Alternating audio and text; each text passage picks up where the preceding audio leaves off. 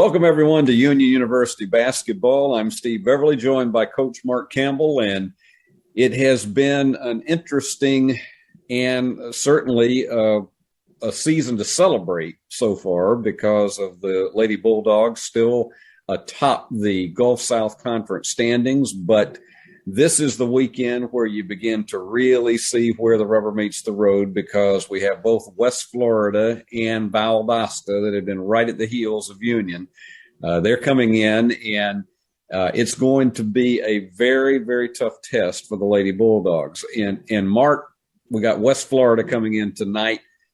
First off, tell us what you know about them. Well, I mean, again, I think their record speaks for itself. We got two teams coming in that are 13-2. Stephanie does a really good job with their team. She's one of the coaches in our league that makes a lot of adjustments. Their team does little bitty details that are hard to guard. And so they have two new players. One's a transfer that plays the 4 and a freshman that plays the 5. They're both averaging 17, 18 points a game, both great rebounders, which is something we've struggled with this year. But every single thing that happens during the year is an opportunity to work on how we actually are going to defend, how we're going to compete. And so I'm really excited about this week because I think being exposed is one of the avenues and probably the main avenue for growth. When you talk about a team exposing your weaknesses, and all the years that I've known you and that you've been in coaching, that's one of the things that you've said. The certain team will come and you said they've exposed a lot of our weaknesses. When that happens, I mean, as a coach, how do you see that transpiring on the court when you have a situation like that? Well, I think we as coaches already know the things that we're not good at. I think with young people, it takes several things to happen for them to be aware. And the question is, once you're aware, do you take that as an opportunity to prepare yourself to be better? And there's nothing like a season to go down that road and for each team that we play to expose something in us. And for us as coaches to be aware of what's been exposed and present opportunities in practice, in team meetings, to confront those things so that we can be the best we possibly can be. I think there's no greater example of that than our spiritual lives as we grow older. And when we're young, we actually believe if we can accomplish certain things or get certain things or feel a certain way, we'll be complete. And the older we get, we realize the only thing that completes us is a relationship with Jesus and something that's eternal, not something that's temporary. So this journey that we're all on exposes everything we think is going to work.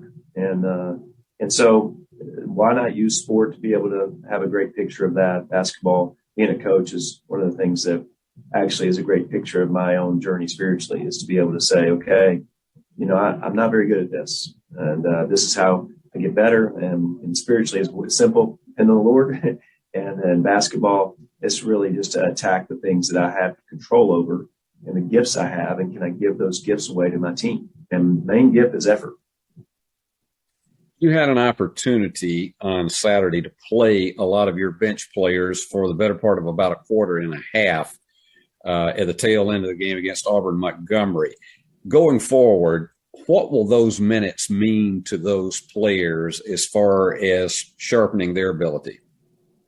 Well, I thought we played as good a 3 quarters in any game this year against AUM. And so it provided a couple things. Number one, having depth provides rest for people who are playing a lot of minutes. And two, we have a lot of people that are playing in practice and giving the same effort every single day. Our fans might not celebrate some of the things because they don't get to see some of these players play. And so there's nothing like experience. So I think we had 3 freshmen on the floor, almost all the fourth quarter. We had people playing different positions that they hadn't played. And we played a team that really shot the ball well in the fourth quarter, no doubt. I think they hit 7 threes or, 6 for 8 or something like that from the 3-point line. And the difference was our effort and communication was really good compared to going back to the fourth quarter of the shorter game earlier in the year.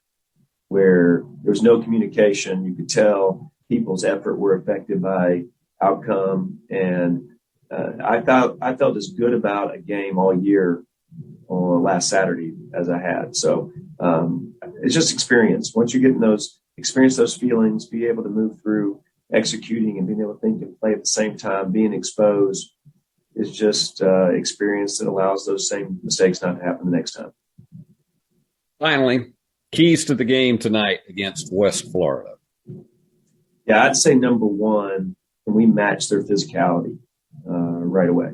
They're the most physical team in our league, in my opinion, because their fours and fives are really physical. We have to do a great job of blocking out.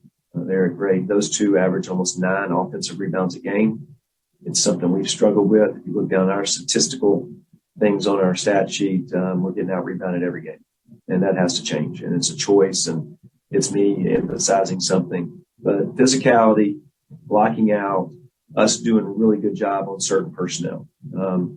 Number one, who's their starting for, might be the best player in our league outside that's not on our team.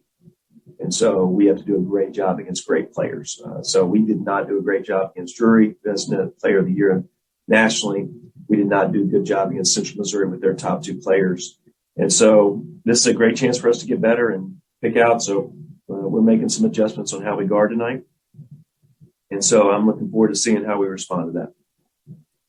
Mark, we want to wish you extraordinary success tonight on the floor, and we'll be talking to you periodically during the game.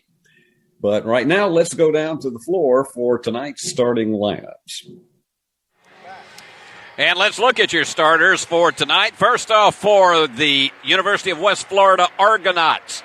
They're 13-2 on the year and 8-1 in the conference, a half game behind Union. They'll be starting Jacqueline Jarnett. She's a buzzsaw, 6'1" senior from Minnesota. And then Rafaela Piazza, and she's from Brazil, a transfer from Salt Lake Community College. Gabby Brown is a 5'8" graduate student, transfer from East Tennessee State. Charlotte Elmore, she is from Essex, England, and a transfer from UTSA. And then Zoe Pillar, she's a 6'2" freshman. They go tall on this team, and she's from Nolensville, Tennessee. For the Lady Bulldogs, it's the usual cast of characters: Lucas, Baker, Williams, Dillard, and Dunnigan. And it is Williams, the leading scorer, with 16 per game, and she's averaging an amazing 60% in field goal shooting. And then Baker, she's averaging 11 a game. Look at Shanique Lucas, 12 a game and 51 assists on the season. How about that? And now it's time to go down for our invocation and our national anthem.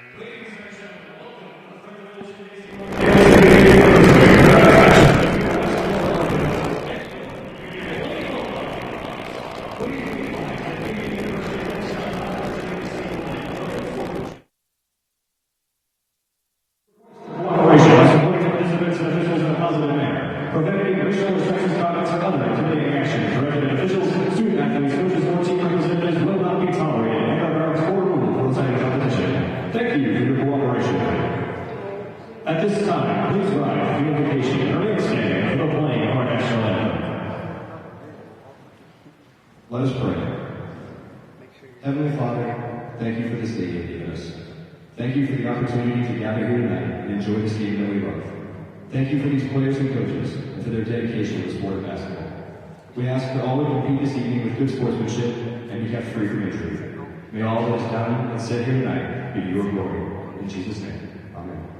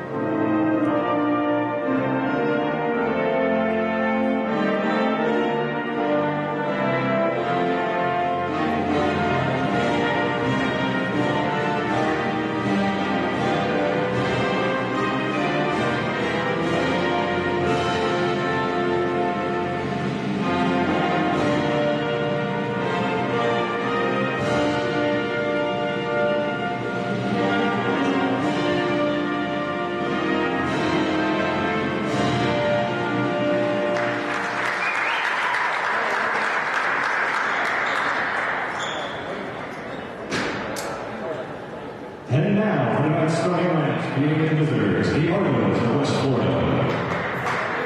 At 4, the 6'1" senior from Brooklyn Park, Minnesota, number 1, Jacqueline Trump. At guard, 5'5" junior from Coppersville, Texas, number 2, Maddie Griffin. At guard, 5'8" graduate student from Fort Walton Beach, Florida, number 12, Gabby Brown. At guard, 5'8" senior from Essex, England, number 20, Charlotte Elder. And at 4, the 6'2" freshman from Wilmington, Tennessee, number 33, Zoe Baker. The Argonauts are coached by Stephanie Wilson, assisted by Joel Harrison and Elise Bradley.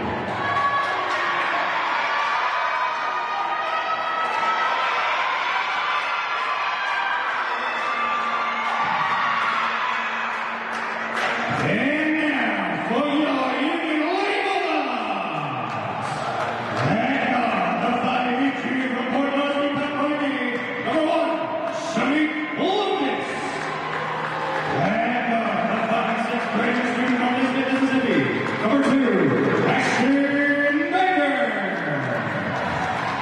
At 7, the 6'2" senior from Indianapolis, Indiana. Number 12, Josiah Williams. At guard, the 5'10" freshman from Alabama, Arkansas. Number 20, Bethany Diller. And at guard, the 5'4" graduate student from Dixon, Tennessee. Number 24, Emily Green. The Lady Bulldogs are coached by Mark Campbell, assisted by Sean Buckner, and Eric O'Brien. Well, this will be the biggest test the Lady Bulldogs have had to date in the Gulf South Conference. At stake is first place. And you've got two teams, West Florida and Valdosta State, that have been hanging back a half game behind the Lady Bulldogs, who are undefeated in conference play. You're going to see some strong inside play by Zoe Pillar, who shoots 60% from the floor, 17.7 points a game and 14 rebounds. And then, well, that's Pillar, but it's Jacqueline Jarnett. She's the transfer from the University of North Dakota, and she's the one that she pulls down 14 rebounds a game. So to jump it, it's going to be Jalencia Williams against Jarnett. And Union gets it. Baker will start it out, and this is a team that'll play zone as well as man-to-man against you. They do a lot of switching on defense. We'll tell you some of their totals as they go along. They're going to try to work Williams on the inside. They're not double-teaming her as yet. Union with less than 10 on the shot clock. And Shanique may have to take this, pulls up for the three, and it's there. That's what she is so deceptive about. Sometimes it looks as though she's going to drive in for that basket, and she just flew in the three. And that's a big start for the Lady Bulldogs, coming in 14-2, but 8-0 in the Gulf South Conference. Now, this is not a team that is going to wow you with their three-point shooting, but because they're only 29% for the season. But there you go, Gabby Brown. She averages 9 a game. This team is very, very strong, averaging 70 points a game, is West Florida.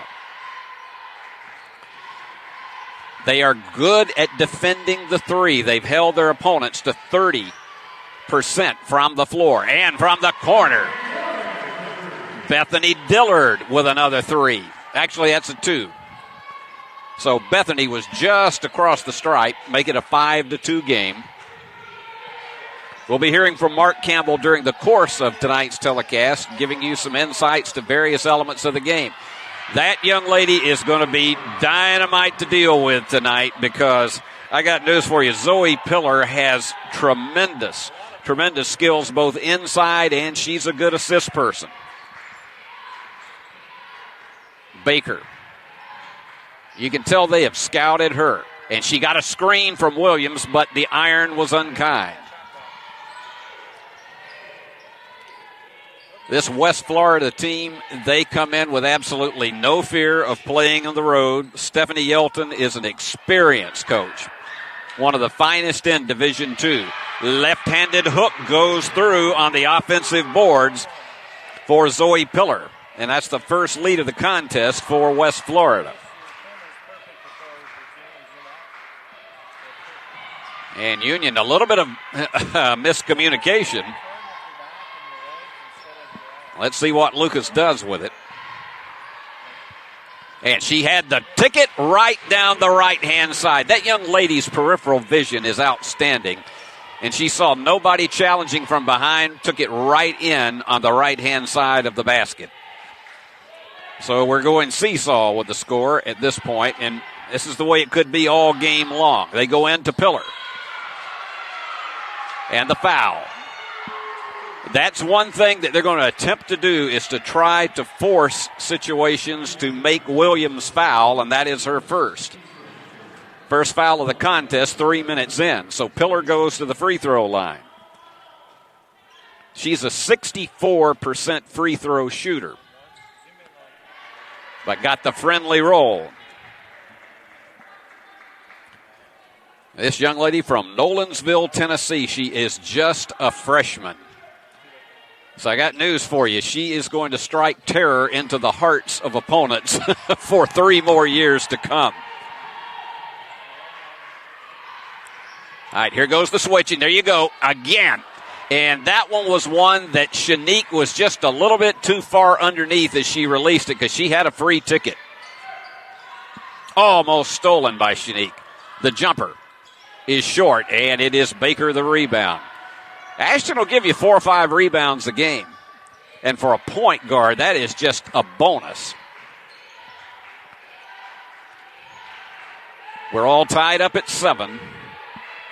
And this is one that you have every reason to believe could go down to the wire, because both these teams are well matched.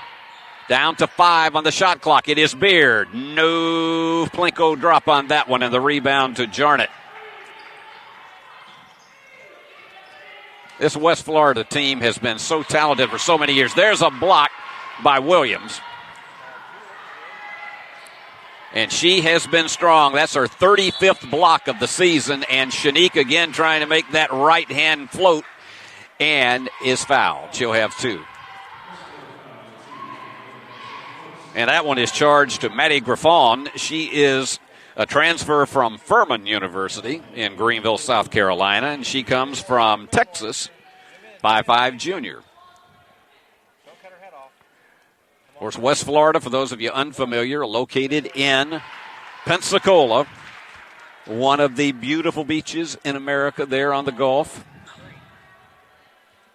And they have a fantastic campus there. And Shanique with both free throws.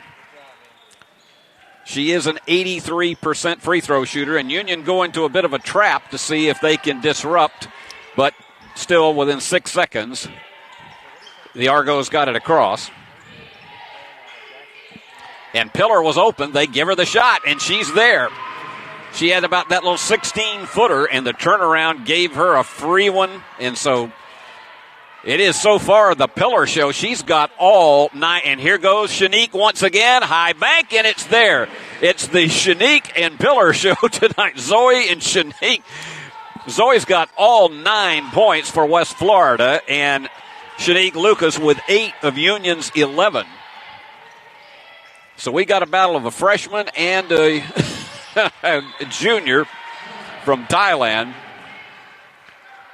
Union will play it after the loss out of bounds. Taking care of the basketball is a critical element for both these teams tonight. Union averages 14 turnovers a game, West Florida 16. And there's Shanique almost trying to take that ticket again. They picked her up defensively.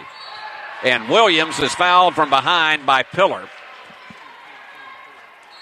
A bit of an over the back, and we got a media timeout, and Union is on top, 11-9 over West Florida. Now, Mark Campbell says that he sees something different in every game, but he realizes that the better teams are going to expose the Lady Bulldogs' weaknesses. So that's what I love about every game, is it kind of gives us a fresh batch of things that we didn't do well and an avenue to get better. And as a coach, that's all we can do, is put people in those scenarios where we're going to give you an avenue to get better at something that we weren't really good at in the previous game. And we want to make sure we put that weakness behind us, because there's going to be more weaknesses being exposed each game. And as the year goes on, there's less and less things you have to deal with, because you've really conquered and attacked all the things that have hurt you early, so that maybe in the end of February, you're so much better habit-wise of blocking out. Your habits are better in transition. You understand what your job is, and you take pride in that, and you know how it all works together and everybody doing their jobs, and you're aware of what everybody else's job is, and then you appreciate each other more. Well, Zoe Pillar is 4 out of 5 from the floor for West Florida and has all 9 of the Argos points. The Lady Bulldogs, Shanique Lucas, 3 of 4 from the floor and 2 of 2 from the free throw line. She has 8 of Union's 11. Bethany Dillard, the other one, with a 3. So you can see how in the early going who the go-to players are going to be. And then it'll be critical to see if at each quarter or at halftime adjustments will be made. Union will play it underneath its own basket. And Baker to toss.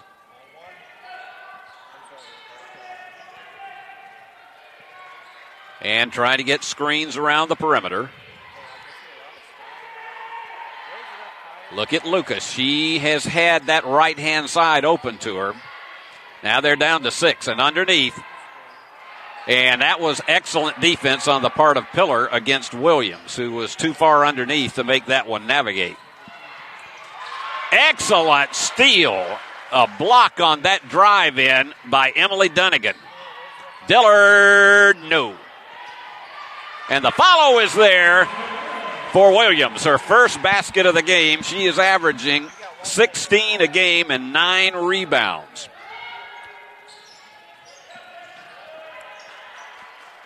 As we say, this is not a prolific three-point shooting team. They can do it, but that's not their strength. 29% on the season so far. They'd prefer to try to drive it on the inside or have those shots in the paint. Down to 4 on the shot clock. Got to hurry, and Pillar has it and does it with 2 seconds remaining. So Zoe Pillar with 11 here in the first quarter. And she's been the one who has literally kept them within 2 of the Lady Bulldogs all the way through this first 6.5 minutes. The left-hand layup. There is just no stopping Shanique Lucas if she sees a gap there in the paint, and she's taken it through for 4 layups tonight and has 10 of Union's 15 points. We might have a battle of 2 players scoring 40 tonight at the rate we're going. Ziller with 13. She has all 13 of them. Is anybody going to have an answer for her tonight? Wow, what a player she is. 6 out of 7 from the floor, 3 rebounds. Just a freshman. What an impressive player she is. And that one was kicked off of the foot. Well, did it go off the... Yeah, it went off of the foot of Elmore. And Samaria Thompson checks in, and coming out is Ashton Baker. Thompson has had some excellent minutes in recent games, including Saturday against Auburn Montgomery. There's that bounce pass, but it was a case of Dillard took her eye off of it. That was a hard one to be able to grasp underneath, but she took her eye off of it, and it goes out of bounds. And for the Lady Bulldogs, that's their first turnover of the game. And Union going back to that trap, almost stolen by Lucas. And again, not trying to look for the 3 terribly unless they have an absolute wide open look. There's the fake on the part of Ziller, but that one was off the mark. And the follow draws the foul for Gabby Brown. That foul is charged to Emily Beard. Only the second on the Lady Bulldogs, but going to the line to try to tie this one up is Brown. And on the season, she averages 9 a game. Checking in is Peyton Lewis, a senior from Hampton, Georgia, another one of the many transfers that have come out of the portal. She went to Kennesaw State. And I can tell you, you want to talk about a big powerhouse in Division II ball. Kennesaw State is absolutely it. Missed them both, and that is rare. This is a good free throw shooting team. 71% on the season. They don't miss 2 very often. You almost look on that as the equivalent of a turnover if they give you 2 misses. And trying to go right down the middle with it. Too high off the bank for Emily Beard. I'll call her Beard sometimes, but she's a married lady, so she's Emily Beard Dunnigan. And, yep. Pillar she was looking for the ticket, took that step before she took the dribble. That's only the second turnover for West Florida, and West Florida only averages 16 turnovers a game. They force 14 per game on their opponents, Union 17. And again, lots of motion in this Union offense. If she has to, she can go all 40 tonight, is Shanique Lucas, and that one goes off the foot of Ziller, so Union will have another 20. And checking in for the Argos is Amara Newsom. She's also from Kennesaw, Georgia, 5'9" sophomore. But Stephanie Yelton, I got a tremendous amount of respect for her as a coach because she just does so much with the talent that she has. They're a threat every time they come onto the floor. 8 on the shot clock, and Thompson is hemmed up. Well, that was a little bit too much of a stretch to get a floater to bank in that way. And again, they have not tried a three-pointer, and that's pretty much what I expected. Almost stolen by the high-jumping Lucas. And on the inside, that left-hand curl, the iron was unkind for Newsom. Beard thought about it, but thought better of it. Lucas, such a tremendous ball handler, can do anything she wants to with the ball, and it was just off the iron. They can't play for the final shot. There's 2 seconds between the shot clock and the game clock, but you can expect unless they get, there you go, left-hand layup, give and go to Jarnett. That is the first player to have a basket other than Zoe Pillar. So Union still with an opportunity as we're tied, a chance for the final basket of the half. Almost a miscommunication. Keely Robinson trying to go to her left. Now they got to hurry. It's got to be a quick release. No. Well, Dillard had an opportunity, but it just would not drop, and so we are dead even at 15, and that's the way it's been in this first quarter. So as we take this break, this year's edition of the Lady Bulldogs has arguably been its most experienced in years. And Mark Campbell told us about the importance of senior and graduate student leadership. I don't think we're working through that kind of stuff. And we don't have captains on our team.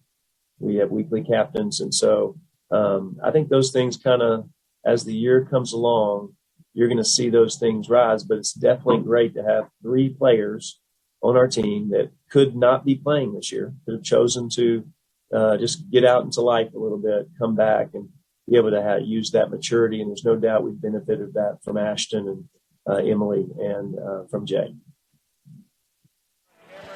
Well, we said these two teams are very well matched, and that 15-15 score indicates that in the first quarter, West Florida, 54% from the floor, but they did not tackle a three-pointer whatsoever.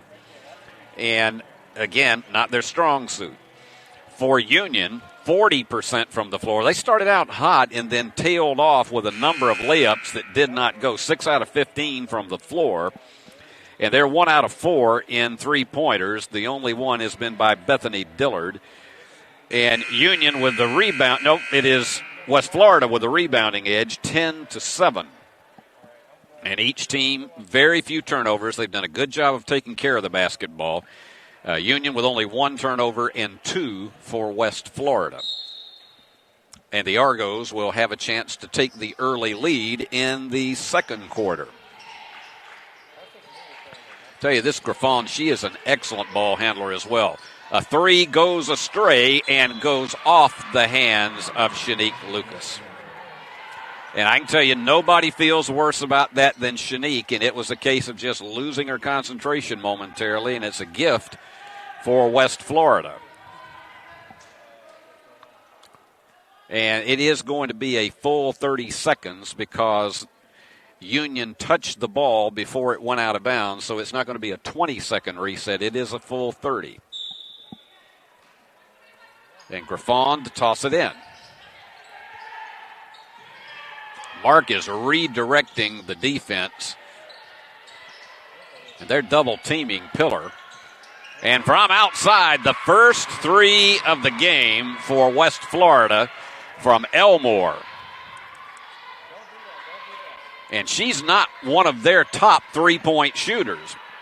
Jarnett has shot 33% from behind the arc. They got a couple at 32. The basket and the foul.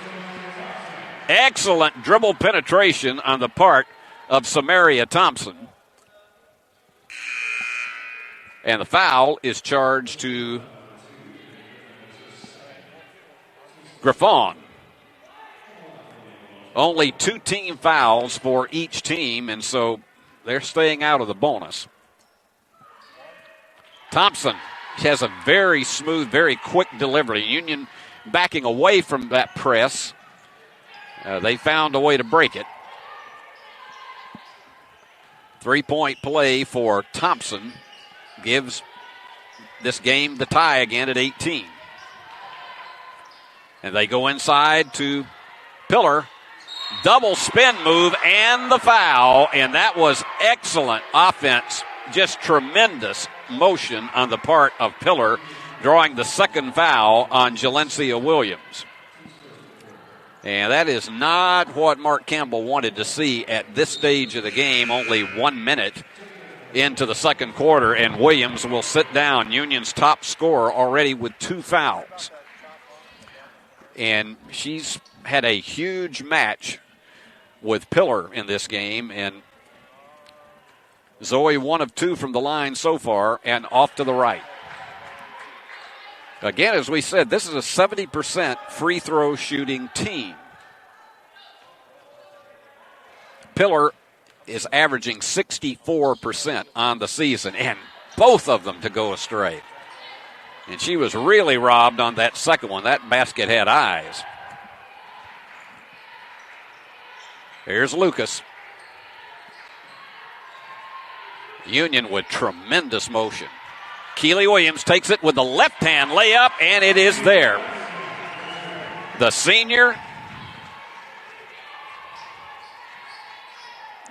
junior from Paris, Arkansas, nails it home. And Union on a 5-0 run at 20-18, trying for a three, and it is there. That's Jarnett. She is really their top 3-point shooter, and they've gone to the outside here in this second quarter as the team swap the lead again. This could be a dandy all the way through, and this is the kind of action that we hope eventually will bring a lot of you out in person. From the corner, Baker, no. That one just didn't seem to get enough arc on it, but look how fast Baker gets down the floor on defense. Not fast enough to stop the basket.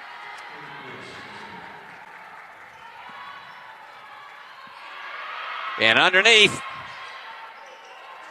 almost a turnover, but Union picks it back up. As Mark Campbell will tell you, you just have to play without any fear against a team like this that comes in and you know they're every bit the same as you are, and Baker gets the offensive rebound and desperately gets it back outside, taking it down the lane, and it is there. When Lucas has been open tonight and the right-hand side of that lane has been open, she has been unstoppable. 6 of 8 from the floor. Steve Beverly bringing you all of the action tonight. Almost stolen, and it is. And here goes Baker. The flash with it. It's 3-on-2. Stops and pops and hits. So Baker off the turnover gives Union the lead again at 24-23. That's the first point off turnovers that Union has had in this game. One of the 3-pointers that West Florida has had has been off a Union mistake. But both these teams be playing very clean basketball. Almost getting the Plinko drop, but it was not there for Jenna Gallimore. And let's see how they play it. And it is a big, long three. for Samaria Thompson. That was not what you would have expected. That thing looked like a rocket. And timeout is called by West Florida. That's the biggest lead anybody's had in the game. Union's on top, 27-23. Well, let me tell you, coaching post players is one of the big strengths of Mark Campbell. And he told us earlier how he has adapted over the years in the way that he coaches his inside players. Well, I think as I've gotten older, I've allowed our post to have a lot more freedom than I did early on. And to be able to, as a coach, one of the things I try to evaluate each year is our abilities, what people are gifted at. And so we've had different kind of posts. I mean, Jay's probably the most talented post I've ever had, even more talented than Josephine was, just because has some athleticism, some strength. She has great hands and good touch around the basket, and she's fast when she wants to be. Well, for Mark tonight, it hasn't been the post that has been the dominant player. It has been Shanique Lucas, but Stephanie Yelton and the ladies in blue decided it was time to talk that over after Union has put on a big 5-point run here to go ahead 27-23. That's one of the interesting things in this game is that nobody's had a lead larger than this at 4. And Stephanie is one of these sharp coaches that she's not going to let that lead get out of hand before she comes in and settles down and perhaps make some adjustments. It'll be curious to see if they make some adjustments. Of course, Union playing without Jalencia Williams right now. She's on the bench with 2 fouls. So it's up to Keely Robinson, who has shown some good promise in here, to take the reins, and also Samaria Thompson, who has 6. Shanique Lucas had 10 of the first 12 points that Union had, and Zoe Pillar had 13 of the first 13 points. And finally, others have jumped into the fray here with Union on top, 27-22. And let's see what kind of adjustments Stephanie has made, how she's settled the Argos down. Pillar, I don't know if she has a 3-point shot, but I know she's got an outside shot. And, oh, my goodness, she was robbed. That one just didn't get high enough off the glass. That's one you give her that 8 times, and she'll hit 7 of them. Lucas and Baker. As we're getting close to the halfway mark, and Baker from outside, short. Hasn't been as crisp with her shooting tonight. Ashton has been so strong with assists. She's had 49 assists on the season to lead the team. And underneath, and Pillar could not get it to drive home, and so here comes Baker. And Baker sees an opening, curls it high, and gets it home. And Union leads by 7. That's your first 3-possession lead in the game. And it's the first time you've seen the Lady Bulldogs really get into a rhythm. That missed layup on the part of Pillar was one I know she wishes she had back. And she gets the bank going to the deck very, very hard. Was Keely Robinson, but Pillar with 15 now. She is the game leader. Lucas with 12 for Union. This game being played very quickly. There have been very few free throws and not a lot of mistakes to stop the clock. Now watch, you see Lucas looking for that right-hand side. Instead, she pumps it, and it rolls off the iron. Probably not her best shot selection, even though she hits well from there. All right, it's Baker working against Elmore.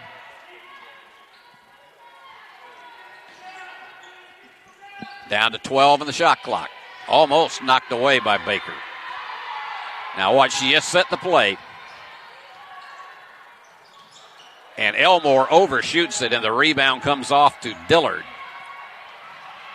And here goes Baker. Stops, pops, short. Oh, she released it just a little bit too quickly while she was on the run. Ashton tonight 2 of 7 from the floor. That's uncharacteristic of her.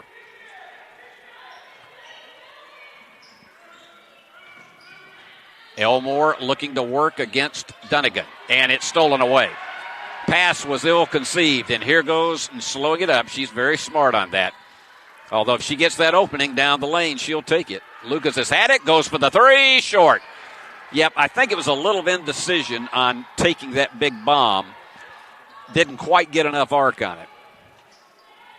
Union has had its opportunities to go up 8 and has lost them. Going for the bomb from the corner. It is not there. Union to slow that tempo again this time, going back to the routine pattern offense. Baker can work well with the left or the right hand.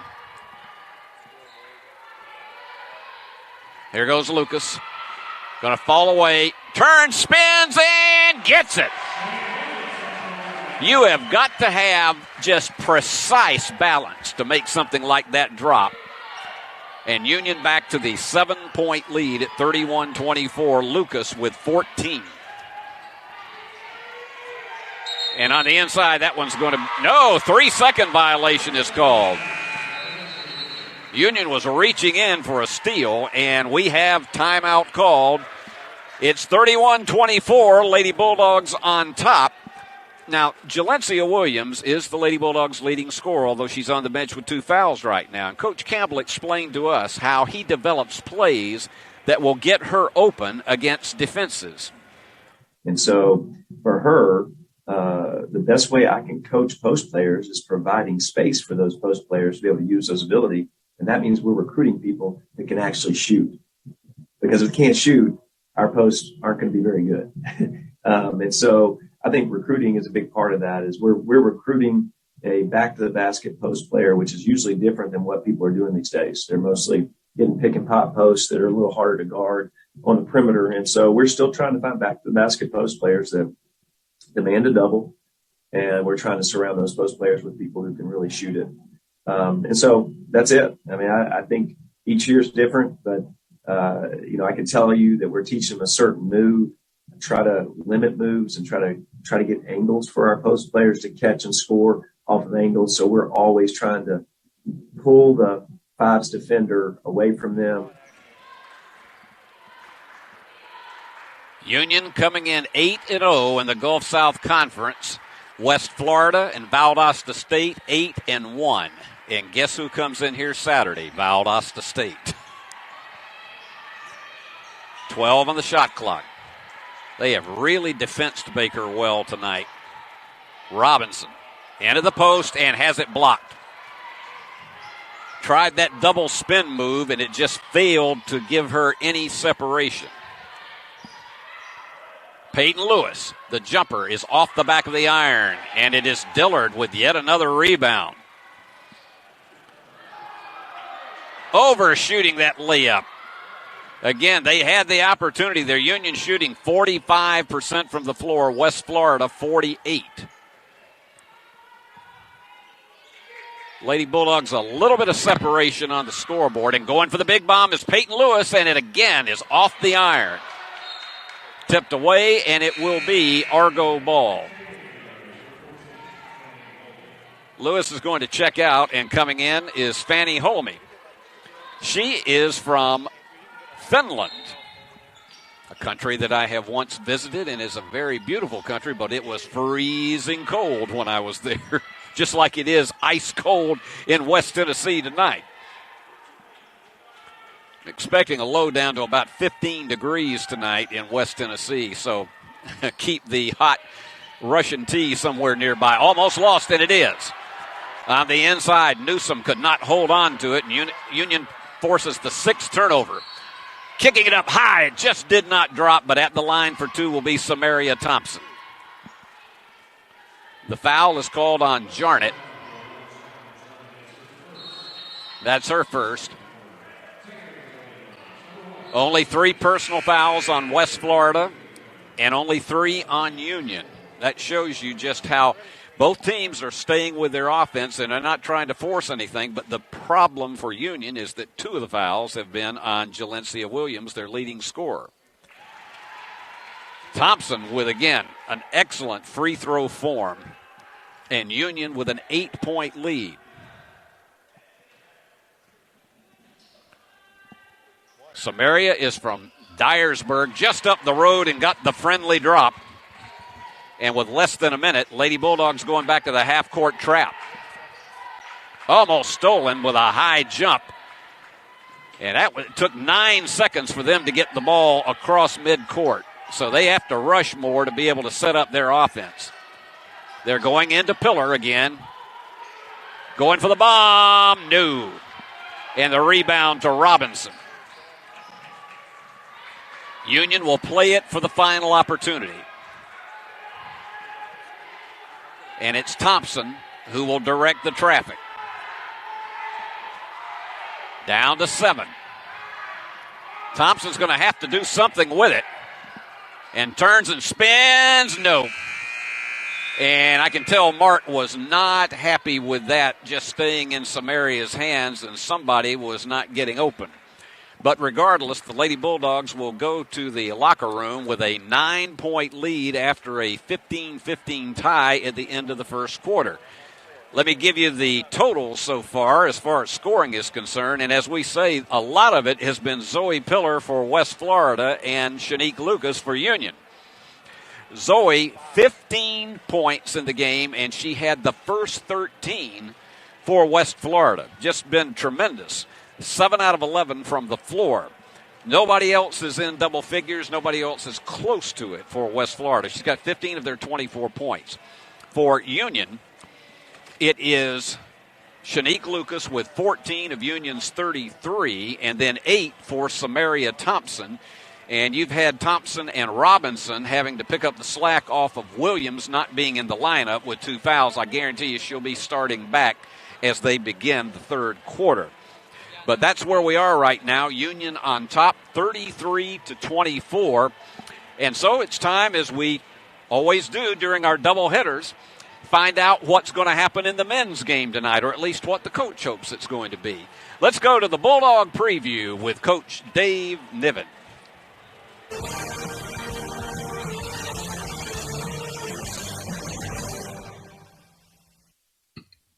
Well, it's halftime. Coach Dave Niven joins us to preview tonight's game against West Florida.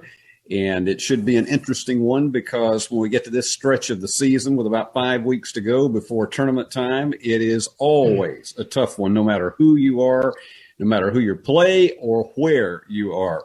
Dave, let's get right into it about this West Florida team. What can you tell us about them? What are the real strengths that they will bring to the floor tonight? I think this is the best team I've seen on film that we've played so far. They are deep. They are athletic. They're long. They're similar to us in a lot of ways with their depth and size. But I think they're like I said, probably the best team we have played. They've got guys who can score from multiple positions. Good in the post. Got really good guards. They're very, very good in transition. They'll defend you. So it's going to be certainly a challenge for us to come out and it's a game we're going to need to play well for sure. Let's backtrack before we get back to West Florida, but let's backtrack a bit to Saturday's game against Alabama Huntsville on the road. And you're in a situation late at 70-70, and you've got Ty Parks on the line. There's 2.8 seconds remaining, and he misses the first, but he delivers the second, and you hold them off in the final 3 seconds to win it 71-70. Any win you get on the road has to be checking a box. But in this particular one, what did you take away from your team's strength and endurance to be able to take this, and also Ty's performance down the stretch at the free throw line? Ty made a huge free throw. There's a lot of pressure on that shot. Huntsville had a really good crowd. It's right in front of their student section. It was really loud. He missed the first one, and that second one had a ton of pressure. I wondered as he was shooting if he had ever been in that situation before in his life. He reminded me as a freshman, he hit free throws on the road against McKendree in exactly the same scenario, about 2 seconds left. And gave us a lead. Unfortunately, they hit a half court shot right after that to beat us. So I had forgotten his free throws. Probably would remember those if that half court shot hadn't done it. But he made a big shot for us, big play. I thought our guys handled their pressure pretty well. They came out and trapped us coming out of a timeout, and we made a couple passes and got him the ball in position where he could attack the basket, and that put him on the free throw line. So it's a good win. I think Huntsville is a good team. It's a very difficult place to play. Nobody had won at their place since we did it last year. So anytime you can get a win on the road like that at a place like that, that's a big step for your team. So I was proud of them. Thought as we've done a number of times this year, just found a way to win. Got to stop late, a turnover, and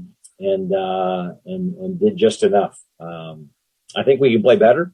I know we have more in us that we haven't hit yet. So here we are mid-January, and that's okay. I don't want to play our best right now.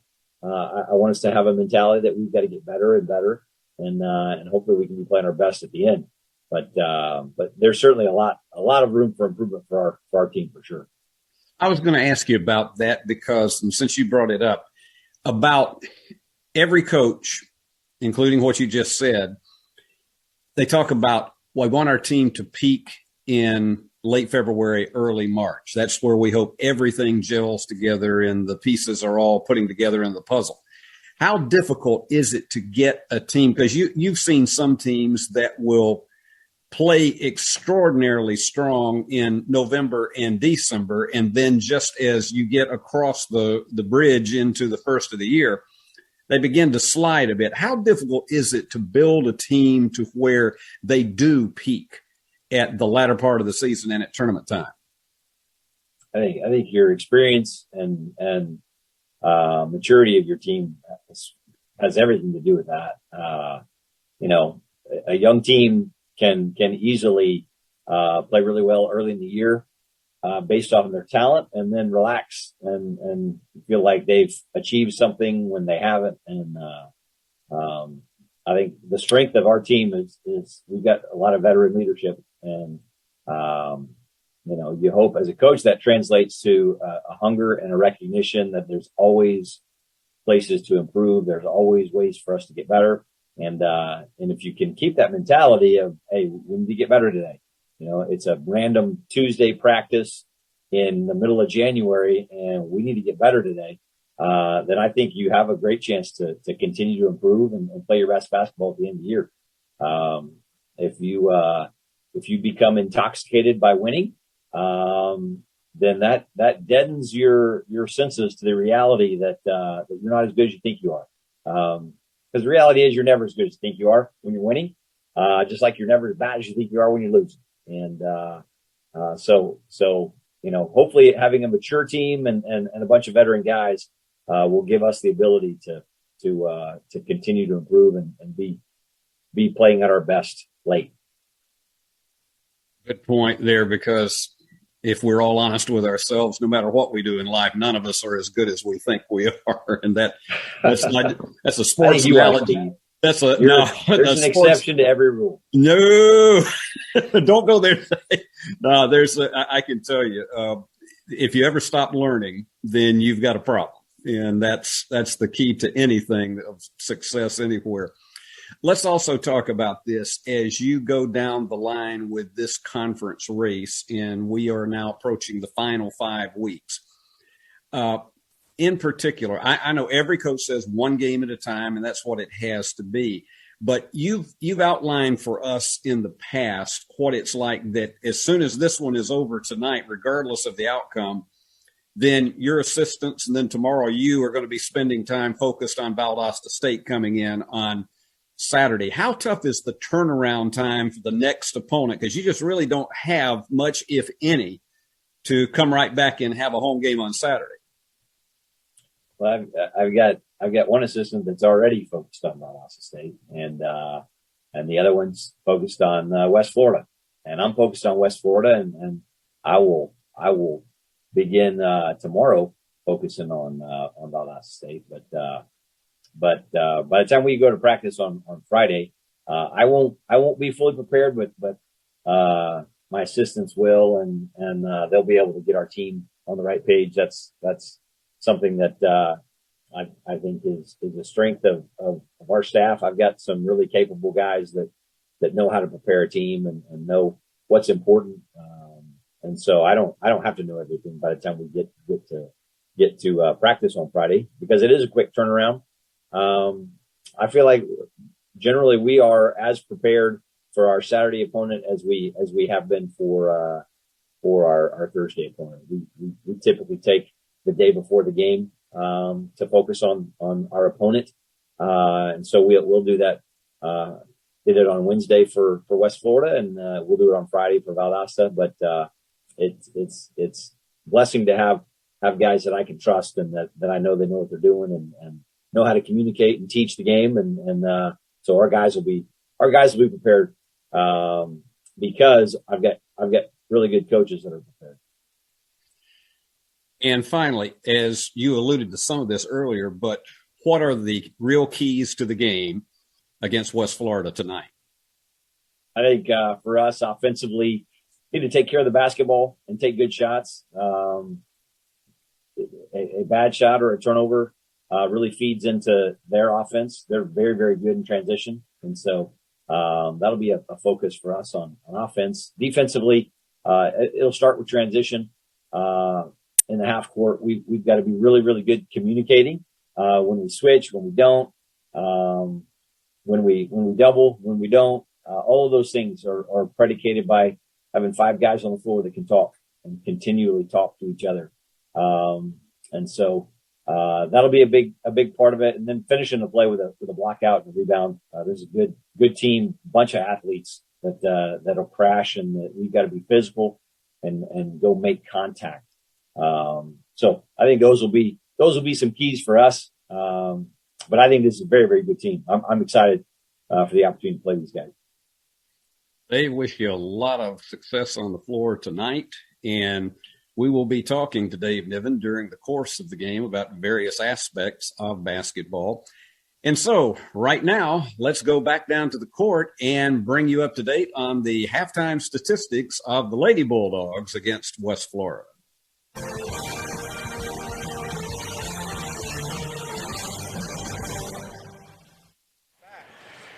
Well, let's give you all the totals as the Lady Bulldogs lead 33-24 at halftime over West Florida. Each team, you can see the even match in field goals, 42% from the floor. Both teams shooting below par in three-pointers.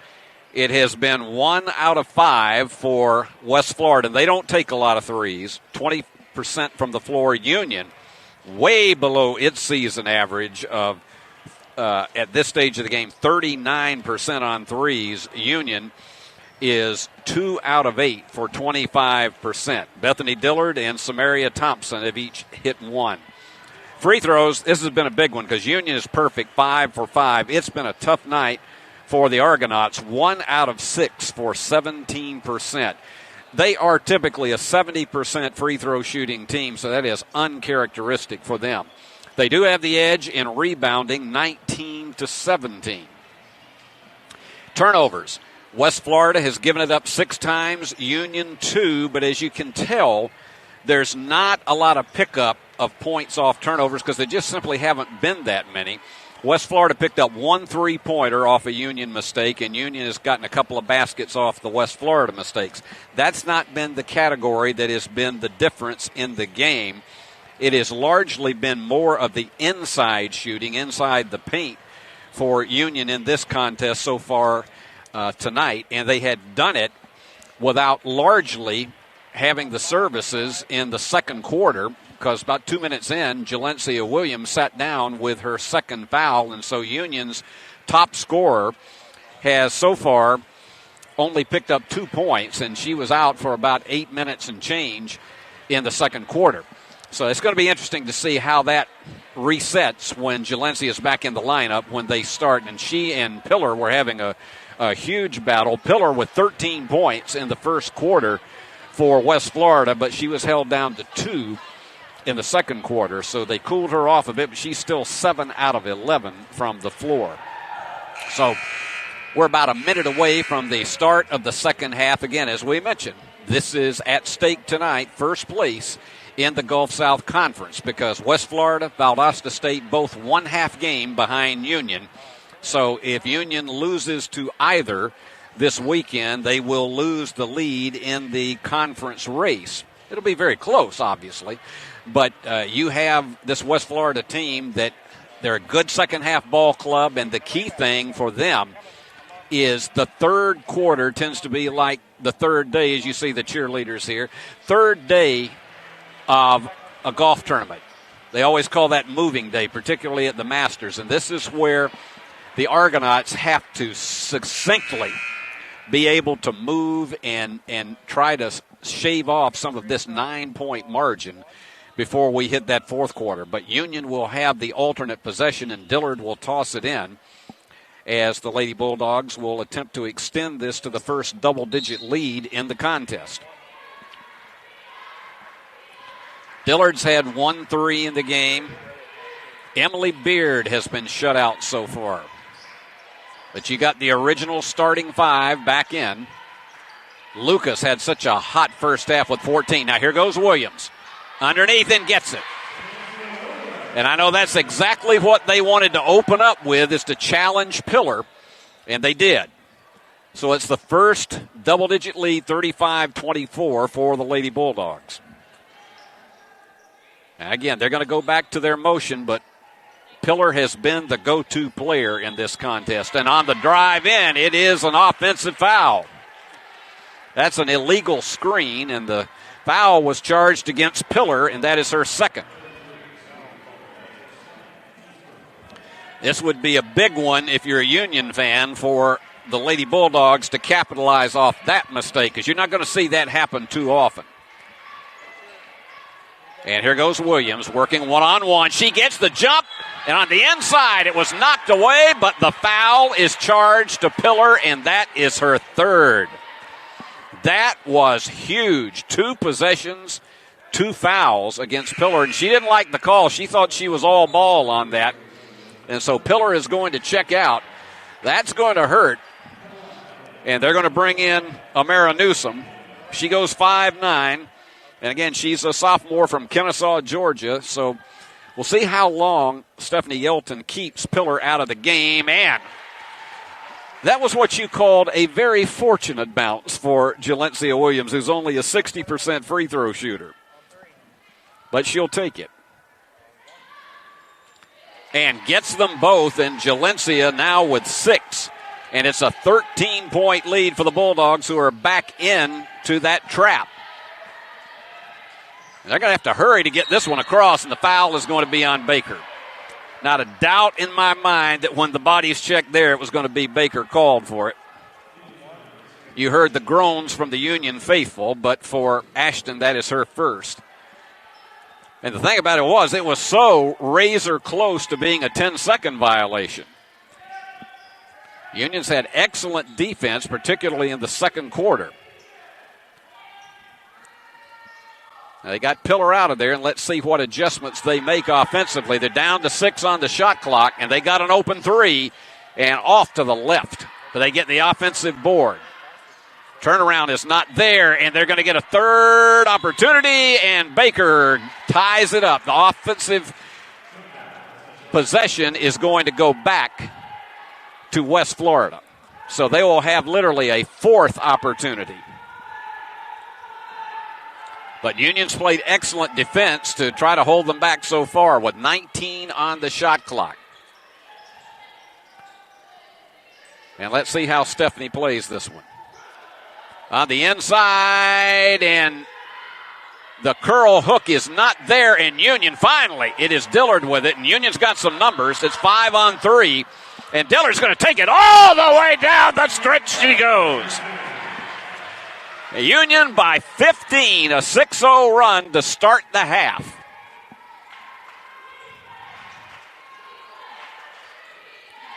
But this West Florida team is resilient. And blocked by Williams. And the turnaround does not fall. The third opportunity does not go, and Williams gets the rebound. It's only the third board for Jalencia tonight. Trying to go inside. No. The flash almost flashed it all the way in, but that would have erupted this place if they had opened with the first 8 points of this third quarter, because we said this is the quarter that you really expect West Florida move. And there you go from the corner, the three for Elmore, her second three of the game. And that makes it a 39-27 game. So Union gave up one and gave up a three. Here goes Beard. She hasn't scored so far tonight. And it is Dillard. And it's off the mark. And Union's not going to get that one. They're scrambling, though, and Baker steals it, and here goes Lucas. That's what you call determination. Wide open for the three. No! Oh, my goodness. That was Plinko, if ever it had been one. That was like Plinko in winding up with zero rather than the $10,000. And Drew Carey would be as bland about it as he is any time that they do anything. But I mentioned this West Florida team is resilient. 15 points down at this stage of the game means nothing. It's 12 right now. And trying to go underneath everybody, that was an ill-advised shot on the part of Griffon, and the foul. And she commits the foul on the backside. And that is her third. She and Pillar both with three. And so she'll come out. And let me see who is checked in for them. That's going to be Rafaela Piazza. She's the junior from Brazil. And Union, again, going back to that motion offense. Inside to Williams. She's got the height advantage, but that was knocked away. Excellent defense on the part of Gabby Brown. Just completely knocked it away from Williams. And a steal. And here goes Lucas. She's going to, is she? No, she's going to slow it back up, turn and spin, and yes! Lucas, a whirling dervish out there tonight with 16 points. Dad, I'm sure you enjoyed that one in the wee hours of the morning in Thailand. 5.5 to go. Union back to a 14-point lead. This is a big one for both teams for being a little bit beyond mid-January.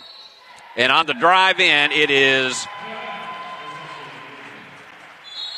She stepped on the line, and so checking out of the game right now is Emily Dunnigan, and Samaria Thompson will come in. This has been a rough night in three-pointers for Union. 2 out of 10 for 20%. But they've made up for it on the inside, shooting 43% overall. Inside to Williams. She's double-teamed. Went between them and got the left-hand layup and the foul. Jalencia has no fear whatsoever. And particularly with Pillar on the bench, and Stephanie Yelton may have to consider going back with her and gambling with 3 fouls because it has been a tough one altogether. And we've got timeout call before the free throw, and so Union on top, 43-27. Now, if you don't have a strong point guard who can make good decisions, you can hang it up being a contender. And Mark Campbell shared with us the keys to good point guard play. The 2 most important positions on our team are point guard number 1 and our post play number 2. Everybody around them plays off of those 2. And so I think the most important thing for me at point guards is that they're with me inside and out, as far as they understand what I want. They want to please. They understand the gifts of those around them. There's just so much more on our guards that have the ball in their hand because they have to understand everything that's going on instead of just what their role is. Remember, we're right back here on Saturday as Union will be taking on Valdosta State in another key doubleheader in the Gulf South Conference. As we mentioned, Valdosta State hanging behind, only a half game behind Union coming in tonight in the women's action. And the Bulldogs, of course, still on top of West Florida by a half game in the men's. And Valdosta State is 3 back. And both those teams will give you everything you ask for. And Jalencia Williams trying to cement the three-point play. And she has begun, now that she's back in with only 2 fouls, she is back in and taking control. And 3 for 3 from the line. Jalencia with 9 overall. And that's 7 points for her in this third quarter. Union by 17. I don't think anybody really expected this, because this West Florida team is just a juggernaut and going high, and the foul is probably going to be on Lucas. Yes. So Lucas, and that was a smart move on the part of Elmore, because she sensed Lucas coming in behind her, and she just tossed it up and drew the 2-shot foul. And Pillar is coming back in the game with the 3 fouls, and I think Stephanie Yelton feels like she's gone as far as she could with Zoe Pillar on the bench.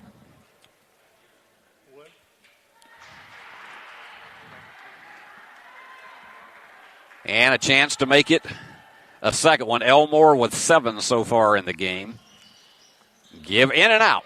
They have had a tough night from the free throw line. 2 out of 7. That is not a West Florida free throw shooting team at all. And I'm talking about going over the years.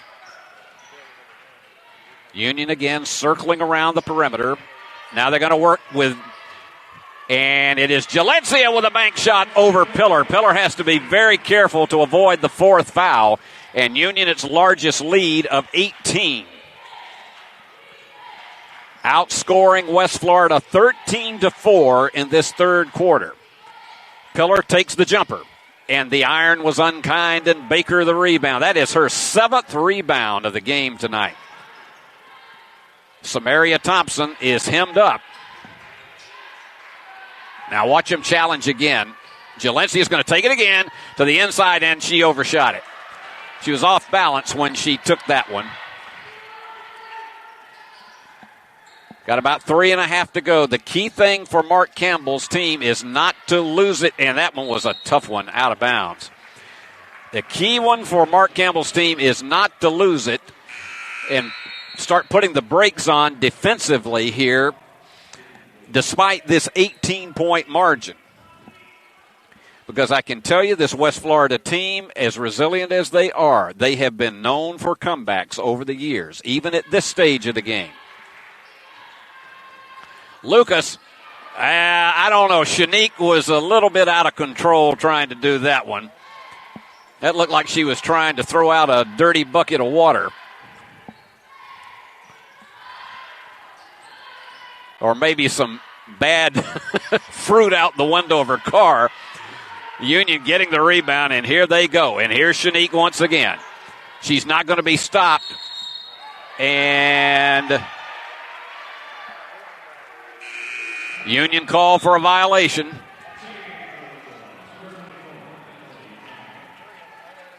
Mark not terribly happy about that. For Union, that is turnover number 5. And that is, Union is averaging 14 turnovers a game, so they've done a great job of taking care of the basketball tonight. From the corner, the big 3 well short. You knew that the minute it left her fingers, and here goes Thompson on the bicycle. Takes it all the way down. Left-hander is just too strong, and the rebound to Lewis. So teams have been exchanging a few misses. The last 2 minutes have not exactly been what you would call a highlight tape.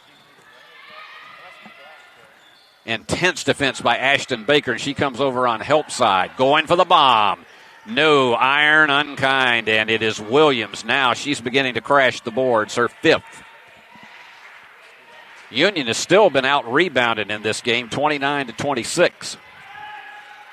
As we approach the 2-minute mark, Lady Bulldogs still with an opportunity to go up 20. And it is Dillard Yep, you can see she pushed it right. So we've stayed on this score for about the last 2.5 minutes, all the way down, and the backside block on the part of Jalencia Williams. That's her third block of the contest and 37th of the season. Pillar's going to go over on the right wing. And Williams she's turned into a juggernaut herself in this third quarter. And the jumper for the three is not there again. They've just gone ice cold from outside. Here goes Baker. And the flash, the curl layup is there. And Union by 20, 48-28. It has been a 15-4 run in this third quarter. Almost and losing it. And here they go. Here goes Emily Dunnigan. Outside, Baker for three. Yes! That's the Plinko drop. She practiced that all week long just to make that thing hit the iron and then bank off. And timeout is called by West Florida. It has been all Union in this third quarter. The Lady Bulldogs on top, 51-24. Well, that young lady who just scored that three is a point guard, namely Ashton Baker. And you have to make quick decisions. Mark, talk to us about Ashton Baker and the other point guards on this team.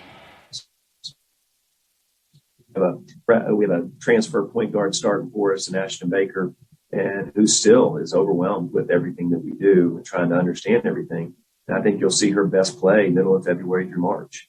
And so it just takes a while. And the pressure is a little heavier because you're trying to understand what the defense is doing and putting players in situations to give their gifts away. And so handling the basketball is vital. I think we do a good job of that as a staff, just making that putting that at a premium, understanding what we're doing, why we're doing it, and being someone who is a leader and a good communicator.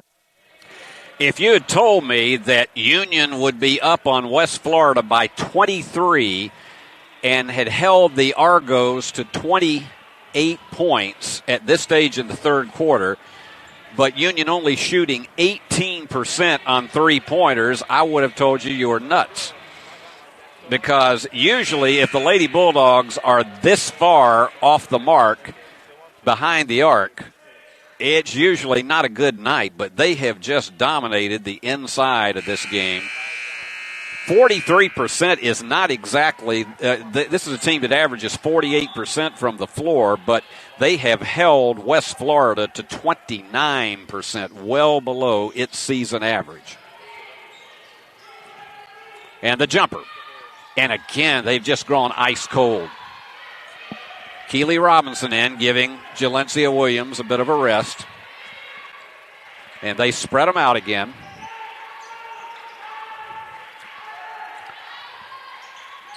About 19 seconds the difference between the shot clock and the game clock. So Union will give at least one more opportunity. They got Bailey Augustine in the game now for Union. With 6 on the clock, they got to hurry. All right, Augustine's got to do something, and does. She just went in by those two defenders and pounded it home. Bailey Augustine with her first basket. Union by 25. I cannot believe it. And the drive in, and on the late basket, it was Griffon with her first one and a chance for a three-point play. So that is something, at least for this West Florida team to look up at.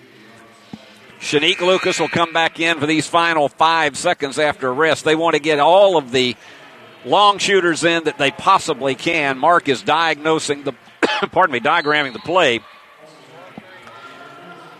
with charades, and Bailey getting that basket on the inside, and they are all giving her hand slaps. But Mark wants everybody in there right now who could shoot a bomb. And West Florida's got 2 back, and that is only 3 for 9 tonight from the line. Shanique is, all right, she's going to try to put this one up right now. And does. And gets it. How How do you do? Shanique Lucas with 19 points. Union up 56-31.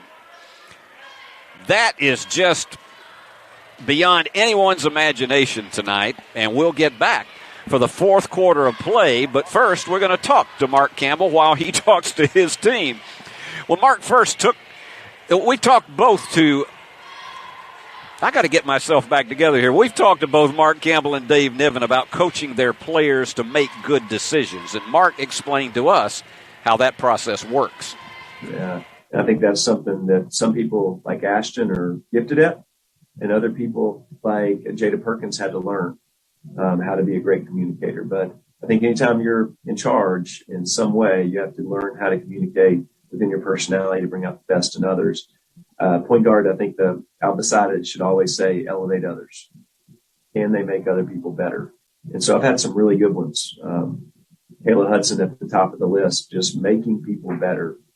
Jennifer Henson, a long time ago, was not a fancy player or anything like that. She just made people better around them. We've had Jada Perkins. We had a couple of years ago, Chelsea Shumpert came in for 1 year and played some point.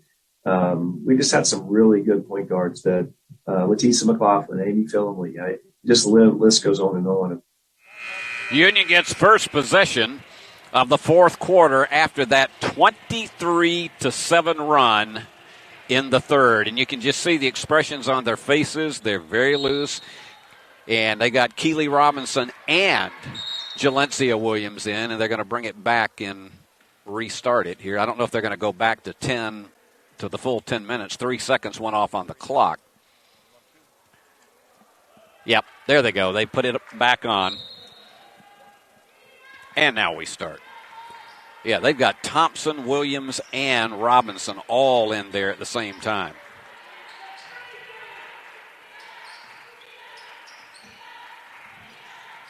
And Thompson looked for a turnaround, but just didn't have the opening. Here's Williams working against Pillar. Turns to the right, and it would not fall. Just a little bit too much bank on it. Part of that had to do with Pillar's defense. She's done a good job, even though she's been playing with 3 fouls. And the foul is going to be charged to Samaria Thompson. And so for Thompson, that is her first foul of the game. Union has only committed 7 fouls in the contest, West Florida 8. Big bomb from outside is not there for Jarnett, their best 3-point shooter. Union again. They're just going to be looking for screens and good shots, and that's going to be one of them right there, except Shanique could not get it up high enough off the glass. Sometimes her momentum carries her out of bounds, and she releases it a little bit late. Couldn't get it high enough off the glass. But what a night she's had with 19 points, and there's a crash. Let's see who they're going to charge that to. It's going to be Shanique, and that will be her second foul of the evening.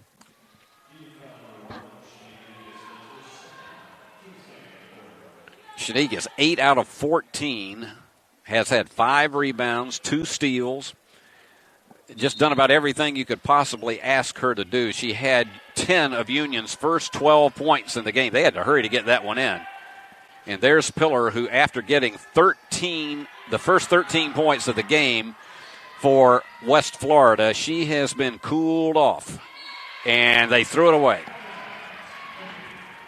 Pillar's been held to 2 points since that first quarter, actually since about 2 minutes left in the first quarter. She was out a good bit of the third quarter with 3 fouls, but I know Stephanie Yelton has said we got to go with her no matter what. Emily's open for the 3 and just has not had a night tonight. She's missed that's only her second 3-pointer, missed all 3 of her baskets, and again, Pillar could not make it go. And they can't get the follow, but they do on the third opportunity for Jarnett. Jacqueline has 6 in the game. And that's the first of the 4 quarters in which West Florida has struck first. you can expect they're going to try to get in. Williams is smothered on the inside.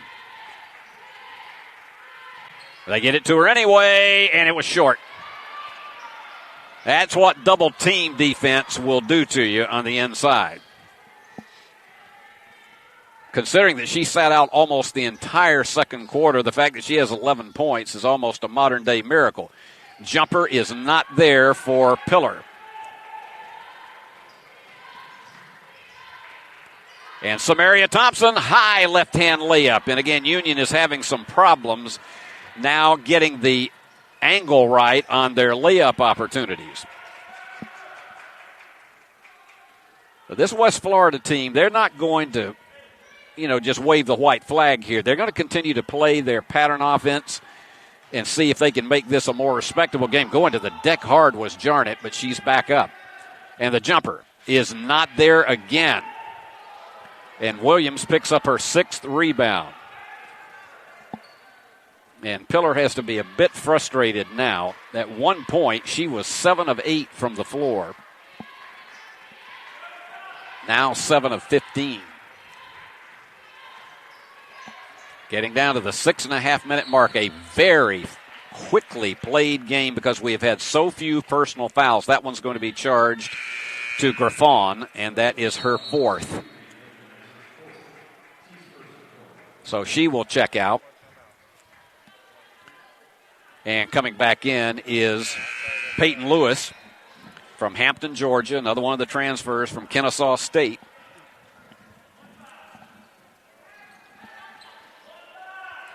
Baker's back in for Union, and let's see how the Lady Bulldogs play it.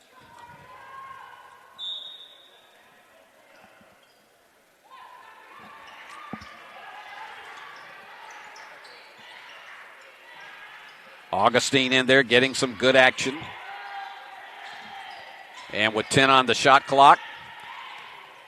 And this time, Augustine's got to be aware of the clock. Puts up and that was one they just were not paying attention to the clock. Augustine needed help with somebody coming to the basketball, and nobody was, and it was just a desperation. And she kicked it on the way in, and it's been that kind of night, especially in the second half for West Florida. You got to feel terrible for Jarnett because she absolutely had no way of realizing that ball was going to kick off her knee. So a turnover. That's the 14th turnover. Woo! Williams in traffic. She was almost triangled there. Union has not scored in this fourth quarter, and we're about 4 minutes into it. Here's Williams against Pillar.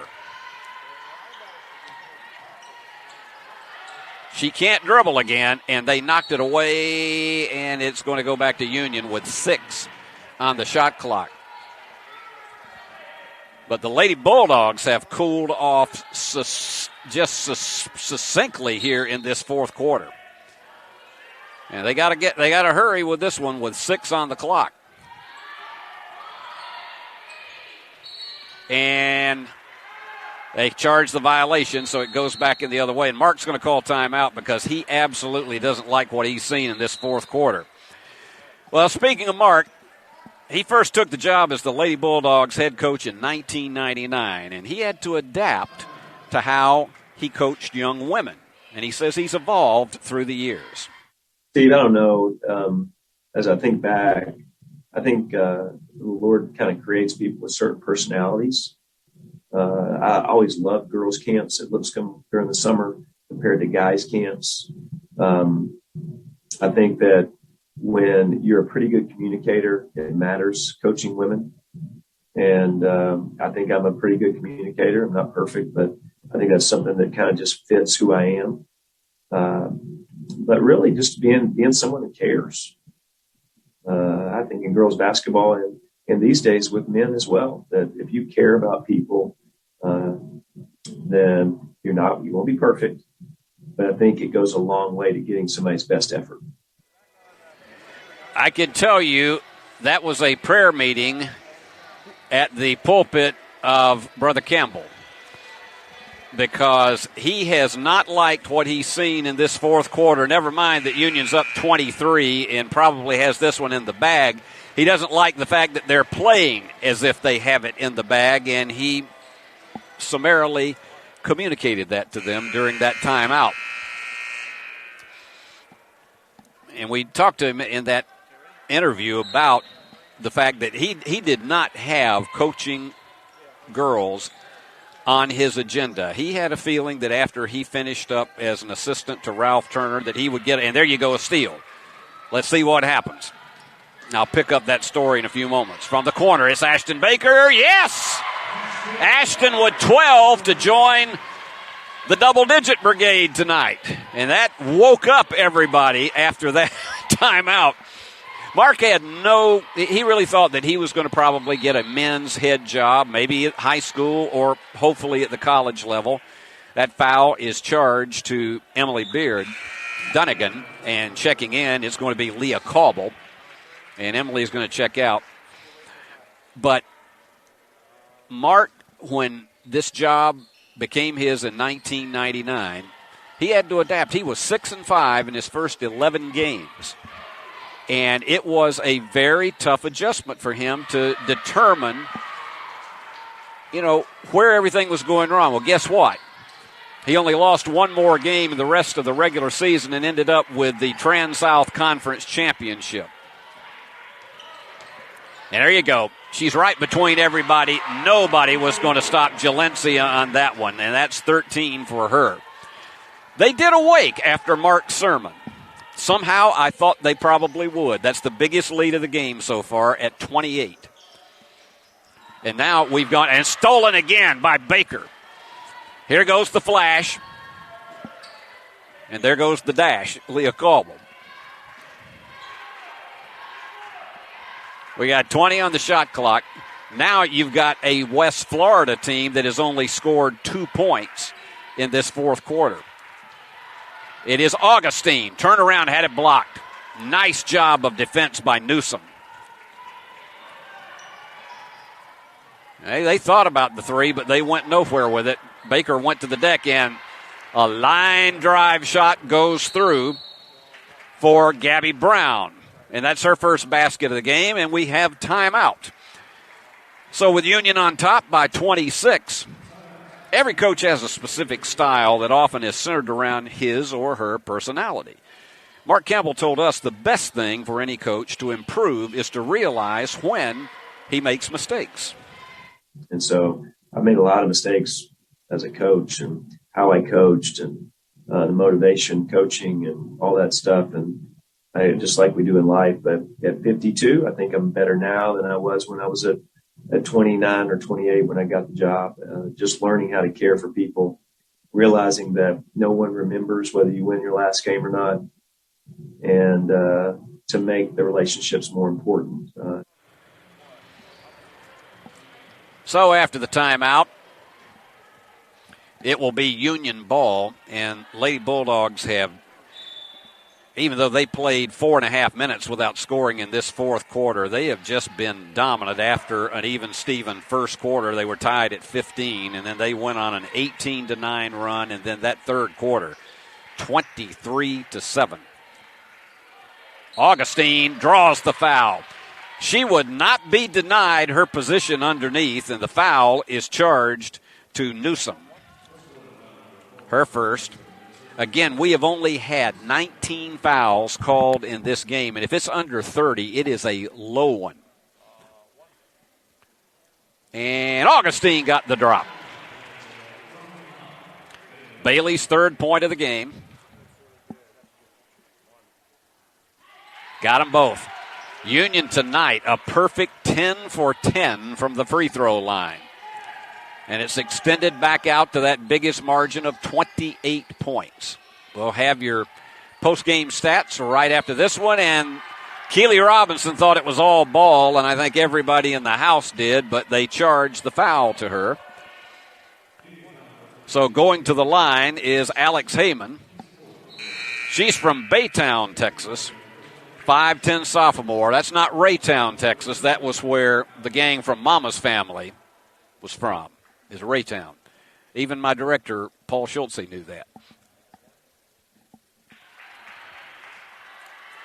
Well, that does get the percentage up a bit. 3 of 12 from the line tonight.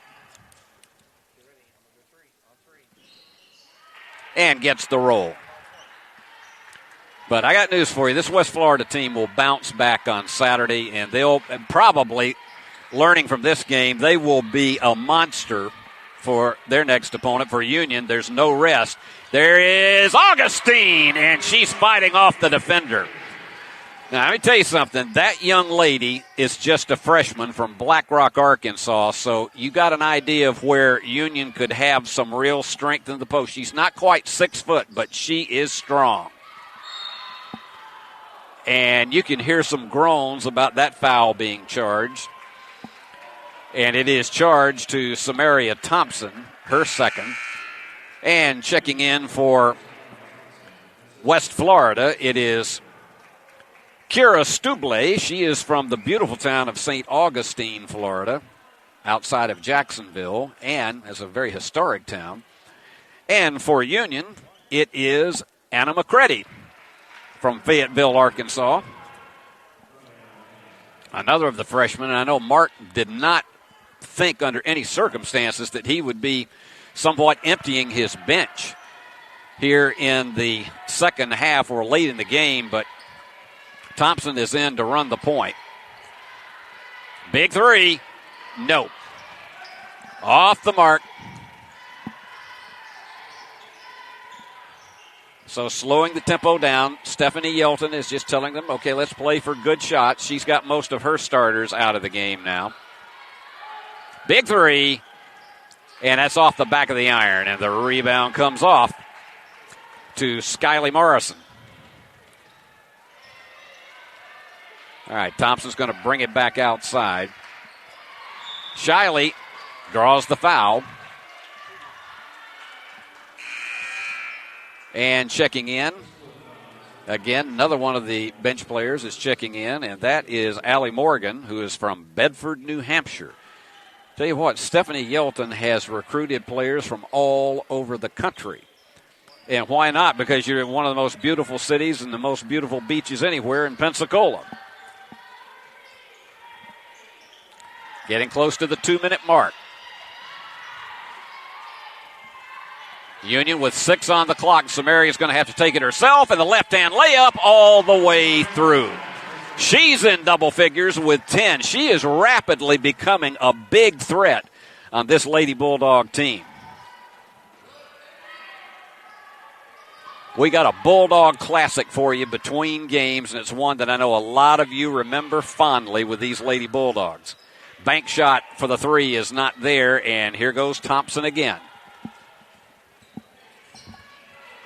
Our friend, Coach Darrell Maxwell, is fond of saying first team to 70 wins it. Well, there you go. Union made it. Cobble for three. A 70-38 lead. 32-point margin for the Lady Bulldogs. And on a night that they have only shot 31% from behind the arc. Almost tied up. And let's see what happens here. Well, yeah, that's an over and back. I don't blame McCready for that at all because she was trying to get control of the ball, and it was a little bit of a disaster on both sides. And Anna was trying to get it to someone, and it went back across the midcourt line. And so checking in now for Union, everybody has played now because we got Sally Howell in the game. She's the young lady who went to Trinity Christian Academy right here in Jackson. So a tough night for West Florida, but you got to know Saturday they'll be right back in it, and they'll be playing their kind of basketball. 2 out of 14 in threes, but once again, that's not the strong suit of this team. And Morrison is fouled. That one is charged to Gallimore.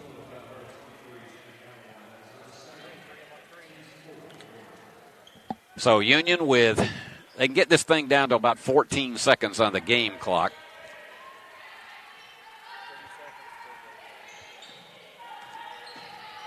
They'll have a 1.5 game lead over West Florida, whether it's still a half game lead overall. And, oh, yes, it goes. And that got the bench up for Sally Howell to score. But it depends on Valdosta State's outcome this evening, and we'll try to get a score on their game tonight. They'll be here on Saturday. And down to the final 3 seconds, and I think they're not even going to put one up. Well, after the first quarter, it was an extraordinarily dominant Union performance as the Lady Bulldogs win it 72-38. And here's the key. They didn't score for the first 4 minutes and 2 seconds of this fourth quarter, and then another 16-7 run to win it by 34 against one of the nation's top teams.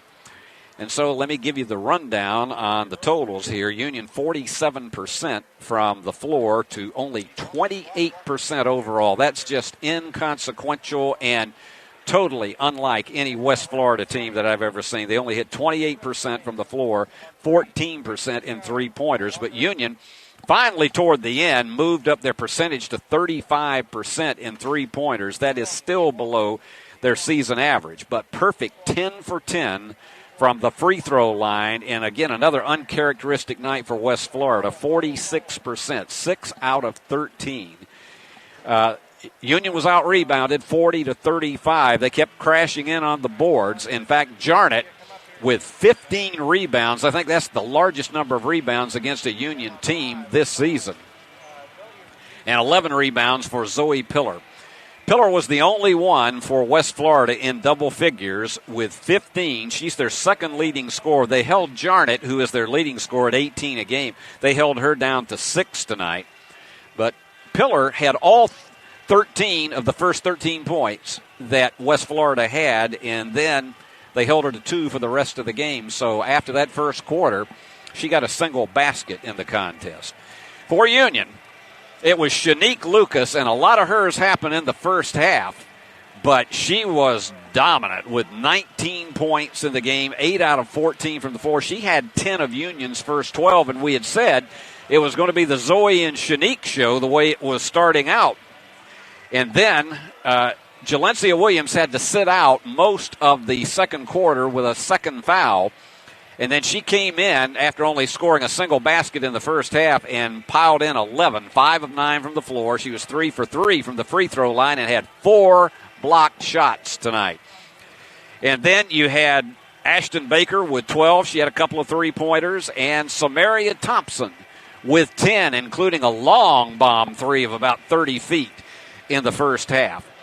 And so it is just really, I think, overall, I know Mark wasn't happy with the first 4 minutes of the fourth quarter, but it was about as dominant a performance that Union has had all season, and particularly against a team that came in here only 1/2 game behind in the conference standings. So our player of the game, our Worthy Road Studios player of the game, is Shanique Lucas. Those 19 points that she had in the game tonight, 5 rebounds, she had 2 steals, and was just all over the place defensively. So she is our player of the game, and quite deservedly so, as Union wins it 72-38 in a blowout that nobody saw coming tonight, least of all probably Mark Campbell. So our men will be playing here in approximately 27 minutes, and we hope that you join us for that when they are here. And you had a preview of that from Coach Dave Niven at halftime of the women's game, and he'll tell you the same kind of thing. This is a West Florida men's team that they'll double you up inside, and they'll try to make life miserable for Jeremiah Littlepage and some of the other Bulldogs on the inside. Ty Parks, of course, who had that winning free throw in a hostile territory down at Alabama Huntsville Saturday, 71-70, as the Bulldogs continued to lead the Gulf South Conference. But the bottom line to it is, this looks like it is going to be a tremendously huge race all the way down the line. And one of the things that you have in this men's game upcoming tonight is a Union team here tonight that is continuing to lead the conference by 1/2 game. And this West Florida team is the team that is a half game behind, and they would love to be able to take control of the conference race with a victory here tonight. You are watching Union University basketball live here from Worthy Road Studios. Sometimes I say it too fast, and I need to calm it down. Worthy Road Studios. And we are coming to you live from Fred DeLay Gymnasium here in Jackson, Tennessee, on the beautiful campus of Union University. And as I say, I think they're holding the clock because that women's game was played in less than an hour and a half. And here we go. They are rolling the clock now. But so the Bulldogs are going to be trying to hold on to their conference lead after that big victory last Saturday. It's going to be a tough weekend because this West Florida team is a half game behind. Valdosta State is coming in only 3 games back, but they are capable of knocking off Union here on their home floor. So you will hear a lot from Dave Niven during the game about strategy that he intends to employ and also what he expects from this team that is in here from Pensacola and West Florida. Well, our halftime classic tonight is one that I know a lot of you are going to enjoy seeing again if you're a Union fan. It was in 2005, in his 7th year as head coach of the Union Lady Bulldogs, that Mark Campbell kicked the door down and finally won a national championship in the NAIA. It happened right here in Jackson, Tennessee at Ullman Arena, which had been a storied venue for the tournament since 1990. Union had won a national title with the late David Blackstock in 1998, but for 7 years you had 2 Oklahoma teams, Southern Nazarene and Oklahoma City, that dominated the tournament. But Mark Campbell had a complete team led by, at the post, Stephanie Clark. Now Stephanie Clark shoots. And she was the one who was the go-to player along with an excellent group of guards. And his point guard, Jennifer Henson, that he mentioned during the course of the game tonight.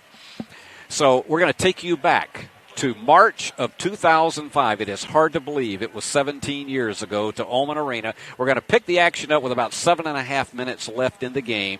Union against Oklahoma City for the NAIA National Championship.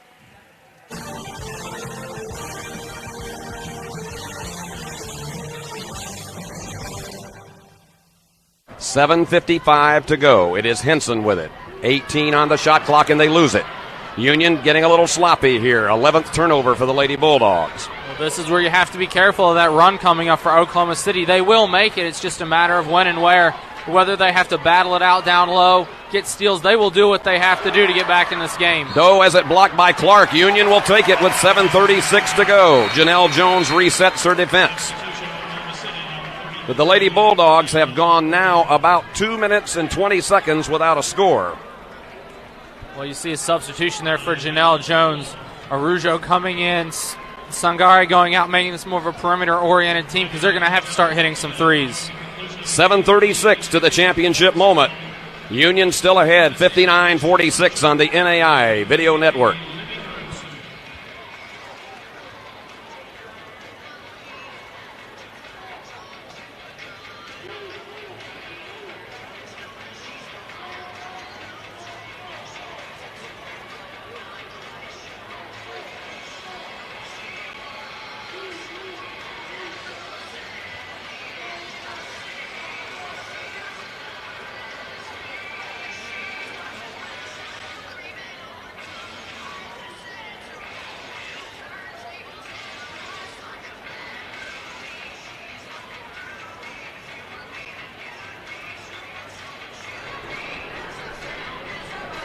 You have 456 seconds until one of these teams will hold up the big trophy.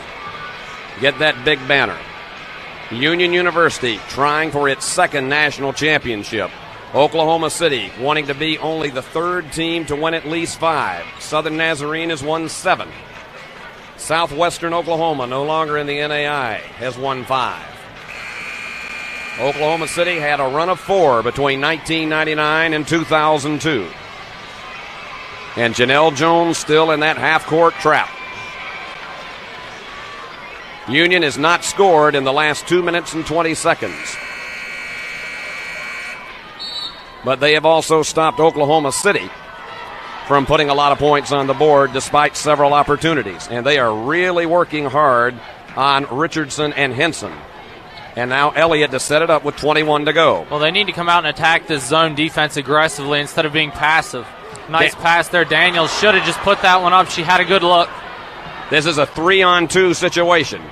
And that one's forced. And Clark the rebound. A big board for Union. Well, that time you saw Zanita Johnson seeing Jennifer Henson there, knowing she's going to take a charge, force that one up early. Henson short. They're rushing shots. 7 minutes to go. Union has not scored in the last nearly 3 minutes of the game, still with a 13-point lead. But you can't try to cushion this thing out against this club. Doe, who has been their offense tonight and who would love to pull that three up and cut it to 10. 6:40 to go to the inside and back the outside. Doe's open for the three. Not there. Rebound, Clark. She lost it. And they throw it away. Union will have it with 6.5 remaining. A good effort by DeVance over there in front of her own bench, trying to save it underneath the basket, hoping something good will happen, but just nobody was there to pull that one in and collect it. Oklahoma City has wasted a lot of its opportunities. 6:25, 6:24, 6:23. They tick away, but still, Union has not put one in the board in 3.5 minutes. 14 on the shot clock. You can't skate out the game time yet against this club. Daniels, the turnaround, had it blocked. And here goes C. She thought about taking it all the way. They've got numbers again, but it's backed out because it was 3-on-3 very quickly. Well, the Lady Bulldogs have to be careful. They're looking. Elliott, here goes the steal. 2-on-1. Elliott's going to take it down. Down the stretch she goes. Monica Elliott, a huge steal. A huge steal is exactly right. The Lady Bulldogs, and especially Ina Daniels in that last possession, looking hesitant, not being the aggressor anymore. They're sitting back, and they've become a little passive. That steal, though, getting 2 quick ones definitely helps. Doe had it blocked, but they say the foul on the inside with 5:43 to go. Doe with 20 points, and that is on Henson, her second. What a play.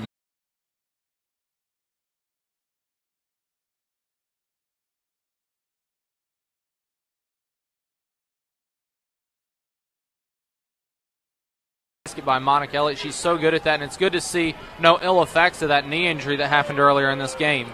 This is Doe. She's got an unusual style at the line, but she's deadly. 61-47, still a 14-point advantage for Union. It's been a double-digit lead. I love you. Since about 13 minutes to go.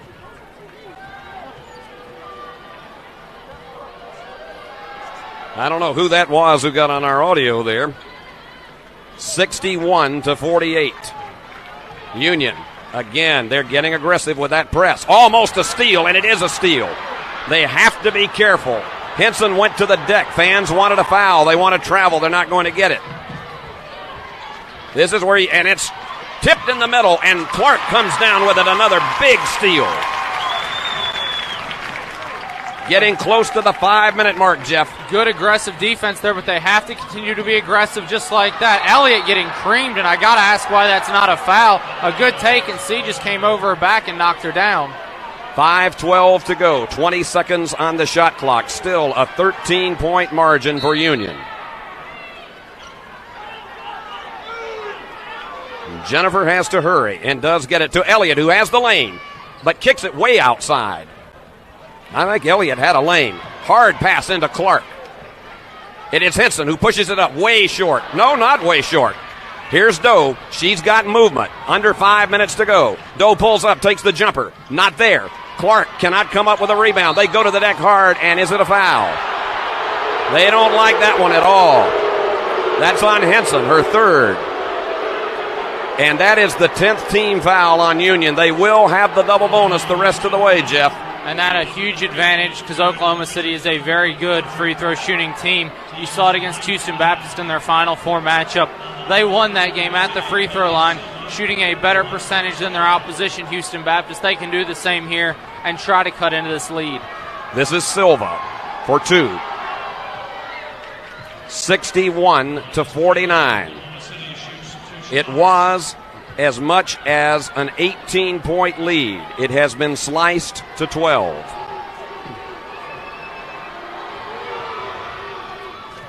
61-50. That's as close as Oklahoma City has been in a while, and Union needs another big basket. Richardson. Henson. 4:45 left. And again, they're getting down with the offense, but they've only scored one basket in the last 5 minutes. Well, Union has done a good job against this pressure of keeping the ball out of the corners and avoiding that trap. Daniels well short. Clark has it. She's in terrible traffic. Takes it herself. Loses it. No fouls are being called underneath. And that's one of the things you have to expect in a championship game is the officiating will be very loose. They will let these players play. They don't want to decide it at the free throw line by an official's call. Getting down to the 4-minute mark. Still an 11-point margin for Union. But the Lady Bulldogs have had one basket in the last 6 minutes. Elliott, you got to be careful of the passes against this team. They're under 4, 10 on the shot clock. Elliott faked one, drives the baseline, kicks it out. Richardson, no. They tip it back. Union will get it. 3:46 to go. The bounce pass. This is Clark with a spin move. Yes! Tough shot by Clark, and you see Coach Mark Campbell jumping around on the sideline, telling his team to get back on defense. Oklahoma City, after a made basket, is excellent at getting the ball out of bounds quickly and down the floor for an easy bucket. Well, she got away with the travel there, but C makes it 63-52. Timeout. 3:23 remaining. Mark Campbell to settle it down here. 11-point lead, but still time for a comeback here on the NAI Video Network.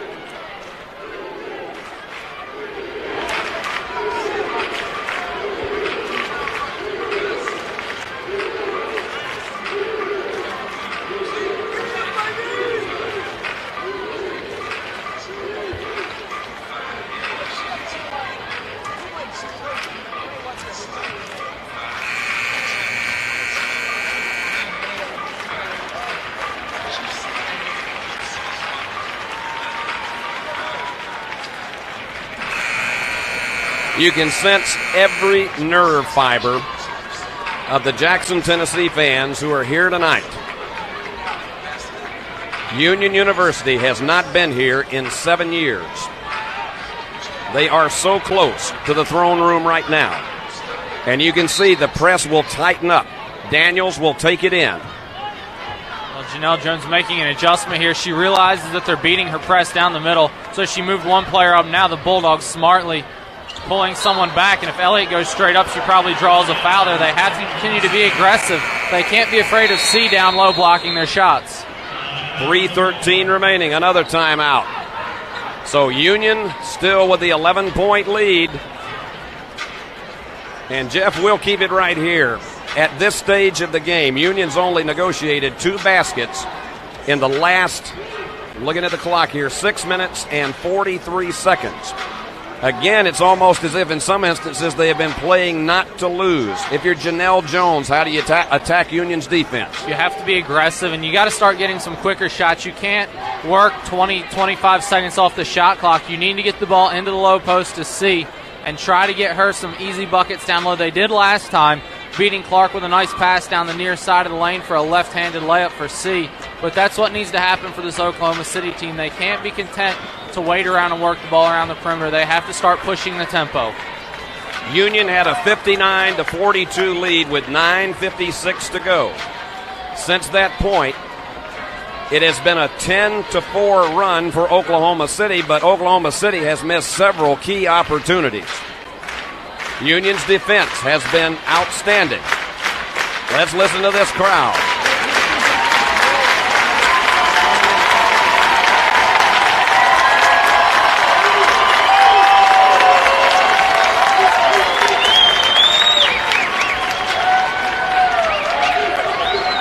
The decibel levels are running high in Oman, but we still got 193 seconds remaining. And you know how this team is capable of forcing turnovers. They've been outplayed for 37 minutes. We well remember the 1997 championship game when Union led for 38 and a half minutes. And then Southern Nazarene put on the final run to win it 78-73. This is Johnson working on Daniels.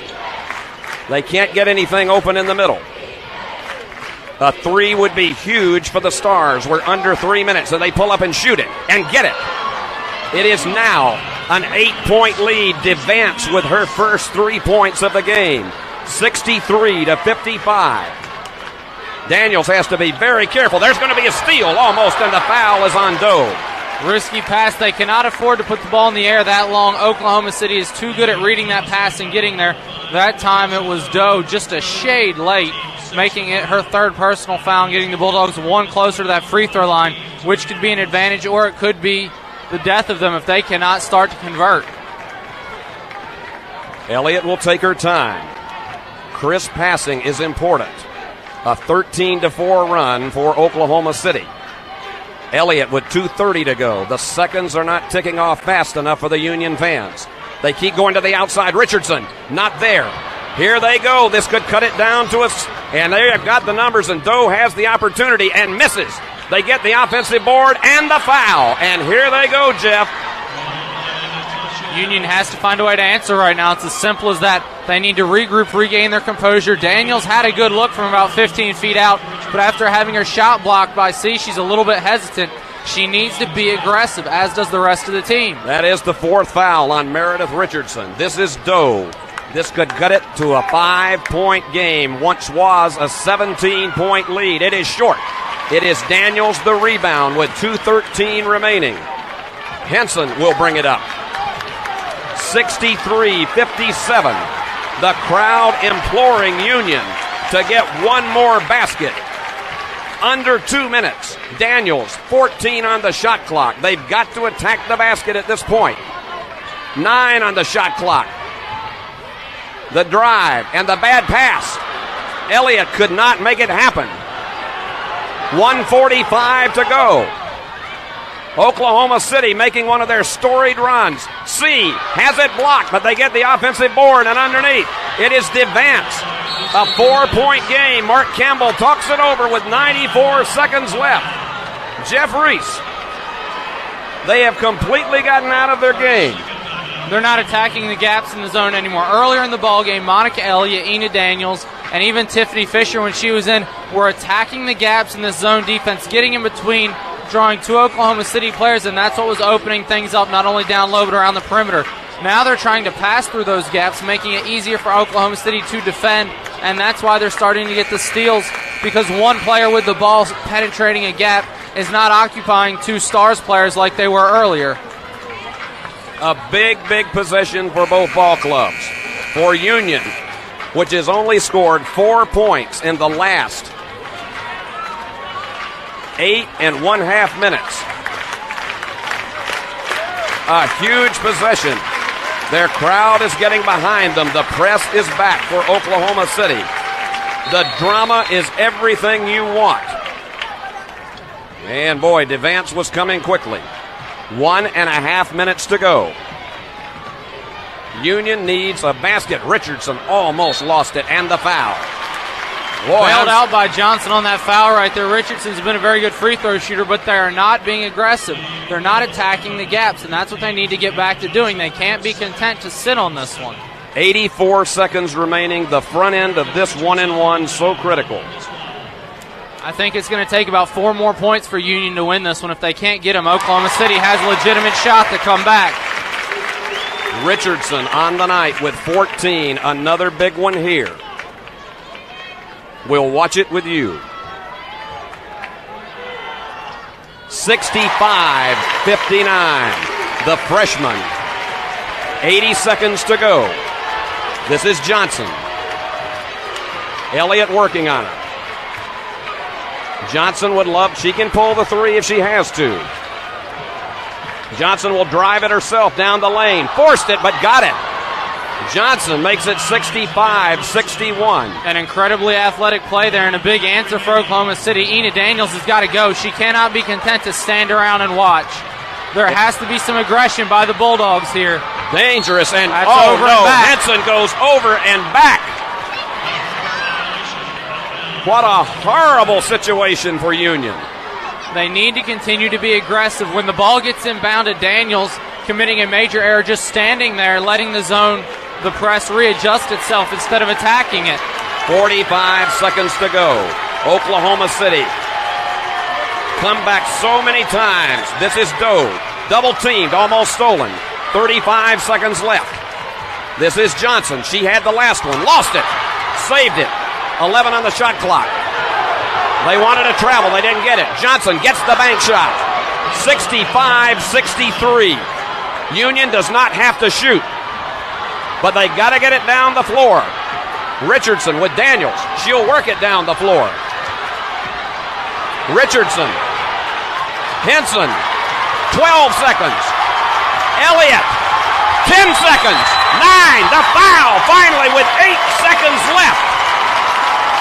That was very uncharacteristic of this Oklahoma City team. They let them work about 10 extra seconds off. I can understand not fouling right away. You want to try to get a steal on the pressure. But when the ball got over half court, they should have immediately fouled. That's a big mental error. It cost them about 10 seconds.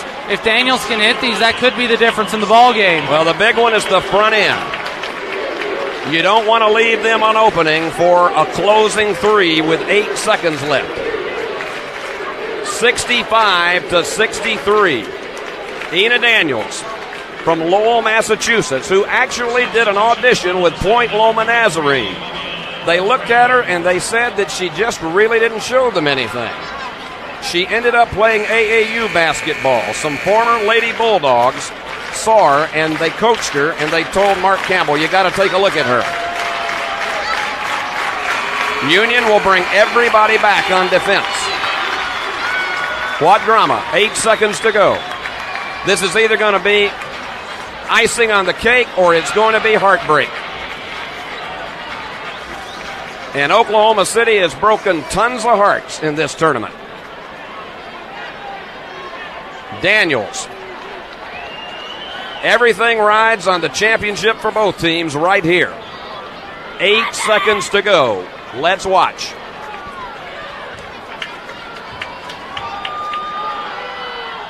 Yes!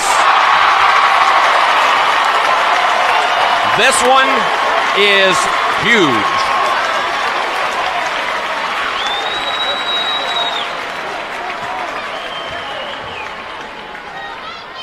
Yes! 67-63. 5, 4. Union have it! The turnover!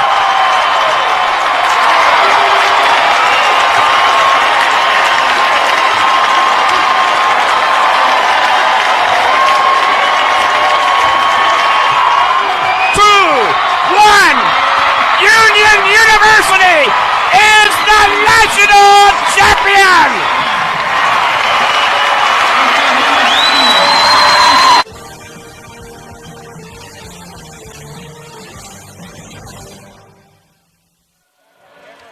Oh, what a night that was at Oman Arena. Mark Campbell's first of 5 national championships that he won at the NAIA level, and this community was just on fire that night particularly because they defeated a bitter rival, Oklahoma City, 67-63. And we'll be bringing you some more halftime classics as the season progresses. But right now, as the two teams have taken to the floor for Union against West Florida, let's show you the starting lineups. West Florida will be starting Darren Jenkins. He's a 6'4" graduate student from Hilton Head, South Carolina, and a transfer from Martin Methodist, which is now UT Southern. And Jenkins averages 7 points a game and has had 22 steals on the season. Wendell Matthews is a 6'6" junior from Brooklyn Park, Minnesota. He's a community college transfer. And Wendell is averaging 12.5 a game, so far 48 assists, and is averaging 7 rebounds a game. Dave Pettit-Hummey, he is from Queens, New York, another community college transfer, 6'7" junior, averaging 7.4 a game. Brandon Burford, he is a 6'2" sophomore from Charlotte, North Carolina, a transfer from Barton College, and Again, he's another one that you will hear his name called a lot during this contest. And Daniel Sofield, he's the leading scorer, 16.6 points a game, 29 assists, 19 steals on the season. Those are your starters for the Argonauts. Now for the Union Bulldogs, it has been a big, big weekend for them. There is one. We had these earlier today. There is one change. It is going to be, instead of Hunter Vick, it is going to be J.C. Hawkins, the graduate student from Independence, Kentucky. He will be in there for Hunter Vick. Hunter was not able to go on Saturday. We don't know whether he's going to be able to go tonight or not. Tyree Boykin, of course, he's Mr. Everything. 18 points a game, 23 steals, 32 assists. Jeremiah Littlepage. And when you see him and Gidgel into the same lineup, you got a dynamite double team. Littlepage, 19 block shots in this season. As we told you, it's going to be J.C. Hawkins instead of Hunter Vick. Ty Parks, who had the winning free throw Saturday against Alabama Huntsville with 2.8 seconds remaining. Ty's averaging 11 a game and 7 rebounds per game. And then Bo Gidgel, he's the big guy from L.A., transfer from Prairie View A&M, 6'8", junior. And got to tell you, this guy is really moving up the ladder. 12.5 points a game, 6 rebounds a game, and 16 block shots on the season. And you can also expect to hear, in addition to this, Justin DeBuck, who's also known as JT. And Justin came in and led the team in place of Hunter Vick this past Saturday with 17 points. And that's what you talk about, stepping up to the plate when your teammates need you greatly. So we're about set to go here as Union will come in 14-3, but more importantly, leading the Gulf South Conference at 8-1, and West Florida 14-3 and 8-2, 1 half game behind. So this is for leadership in the Gulf South Conference. Of course, the Lady Bulldogs, just a surprise dominating victory, 72-38 over West Florida's women, and they will hold on to their lead in the Gulf South Conference. And we are just seconds away from the starting lineups being introduced, and both teams headed back over to their coaches. So let's go down to the floor and let's watch the introductions.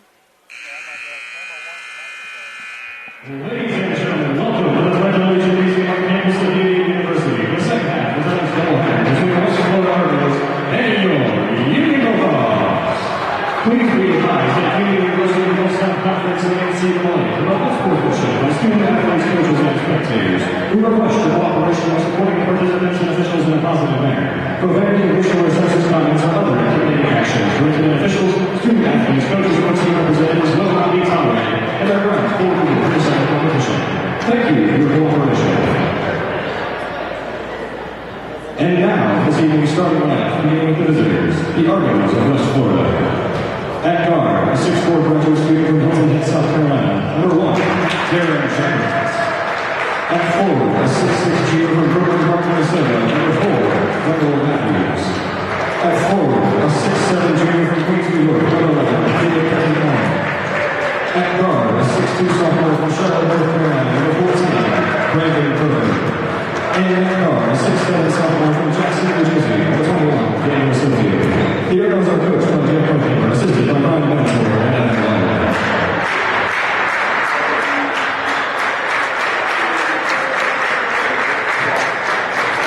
And now, for your Union Bulldogs, at guard, a 6'6" graduate student from Independence, Kentucky, number 3, J.C.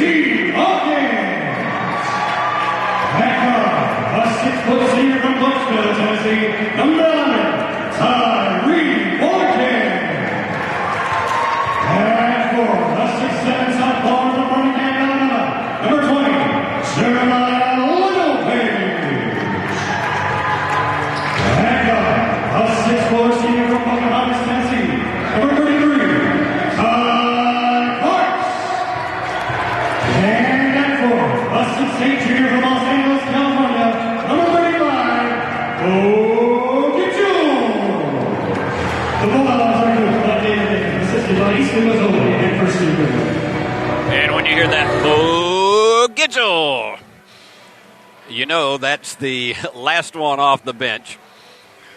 And so Union will take to the floor. We just got the word that Valdosta State women, they dominated Christian Brothers tonight, 101-62. So Saturday, you're going to have Union and Valdosta State playing for the leadership of the Trans-South Conference. Union 9-0 and Valdosta State 9-1.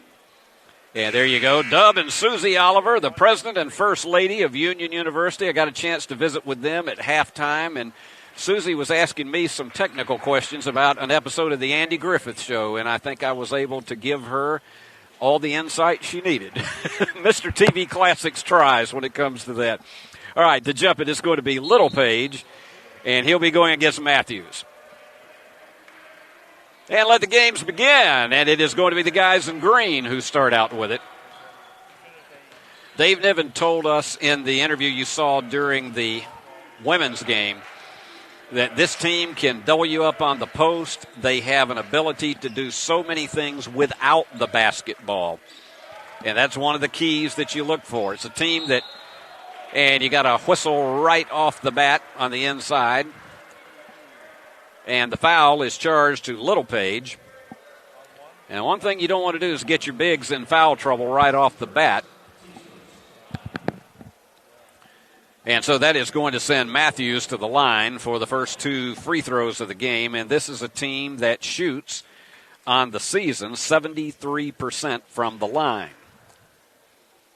Matthews, 66% shooter. And wouldn't you know, after I say that, he'll knock both of these dead. And already checking in as a substitute is Connor Flanagan, the 6'8" redshirt sophomore from New Zealand. So it was a quick trade-off. That may be the fastest substitution in 23 seconds, unless it was an injury, that I've ever seen. And Littlepage gets the rebound off the missed free throw.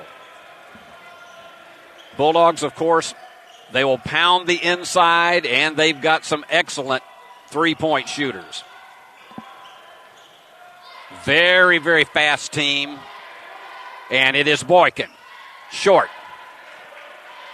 Tyree, 47 threes on the season so far. Trying to answer that, and it was answered the same way. Short for Flanagan. Flanagan is a 35% three-point shooter. And Gidgel gets the bank. Boy, this young man's confidence has built more and more as the season has developed. Oh, off the foot, and that had to be a frustration for Flanagan. He was trying to get a drive down the right-hand side and just went completely off his foot. But Coach Burkhammer just tells him to settle down. Well-coached team this West Florida team is. They make very, very few sloppy mistakes. Same way as this Union team has been for this season. And right through everybody, Ty Parks had the perfect ticket and blew it. And the layup on the backside there, they're matching missed layups.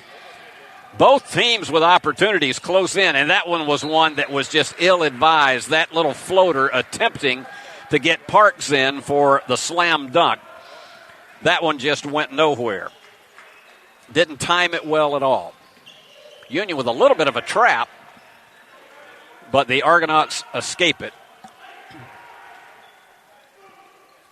We'll be visiting with Dave Niven during the game about some of the technical aspects of the game that some of you may not understand and trying to simplify it so you folks at home can follow the game even better. We've enjoyed doing that during the course of the season.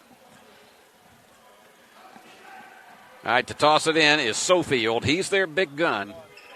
17 points a game he's averaging. Down to 5 on the shot clock. They got to hurry. And you got to know he's going to pull up and take it and connects. Burford with the first full basket of the game for UWF.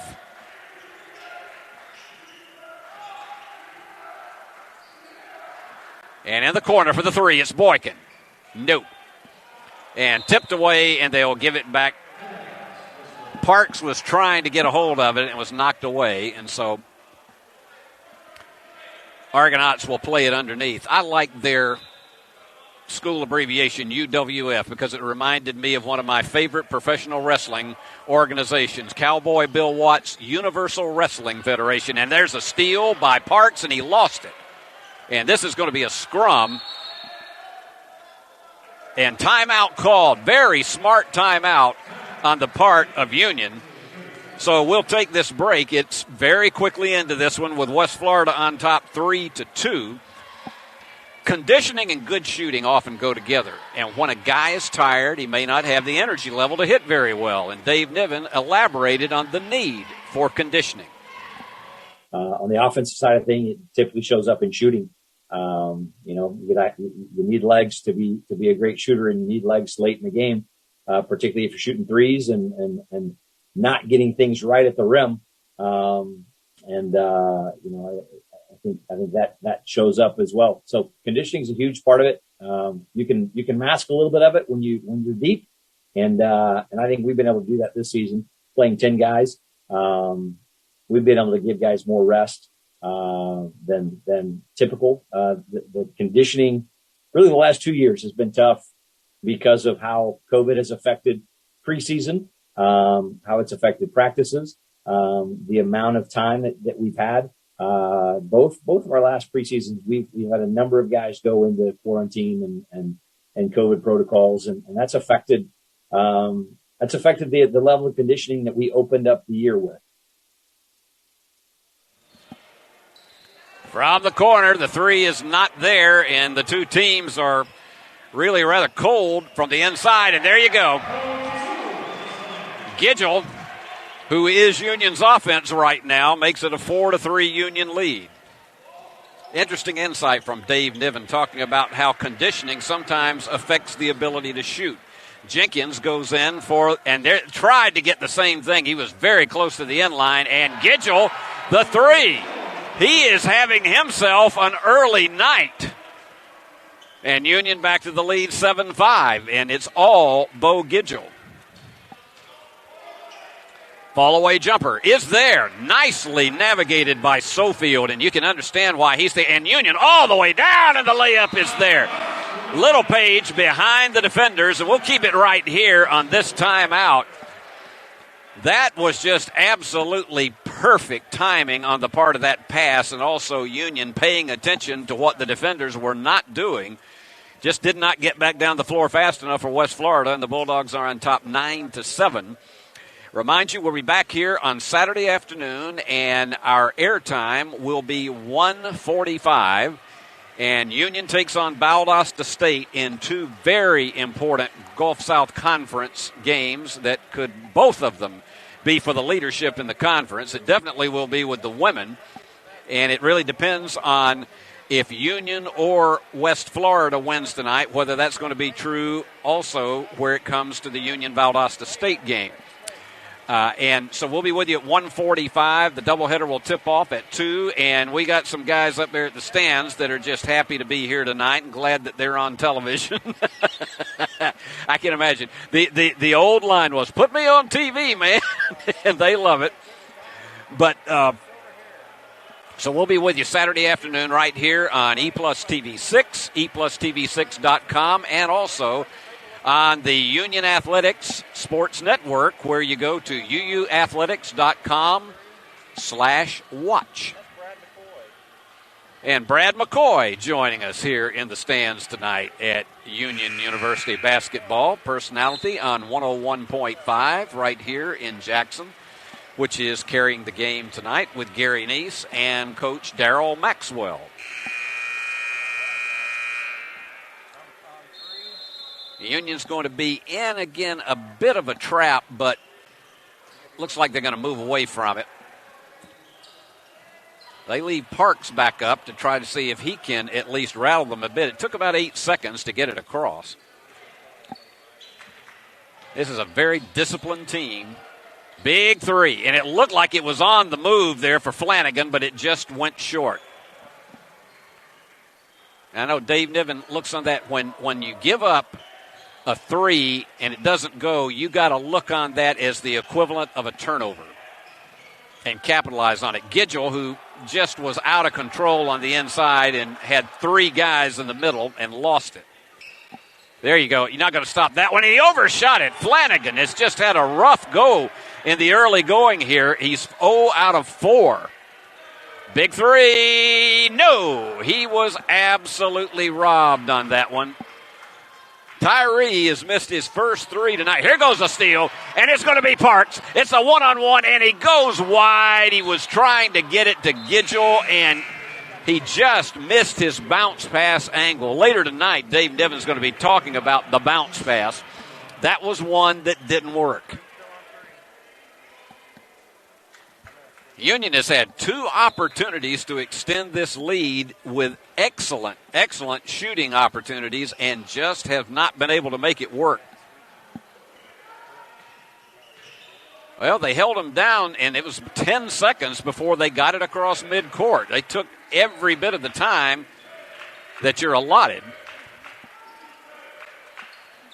That's a stop and pop on the fall away. It's not there for Jenkins, and here they go down the field.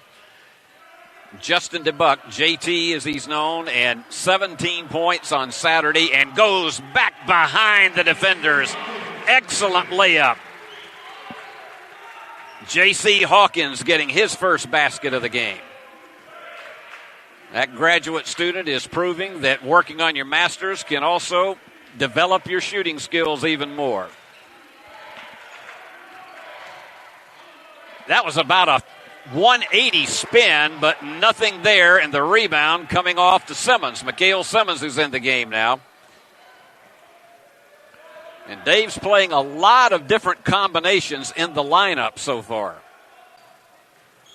But as he says, every player, and there's Simmons from outside, no, going left. Niven says he feels confident that any of these players that come off the bench are perfectly capable of stepping up and doing what they expect. And yet another turnover. That's number 4 for West Florida.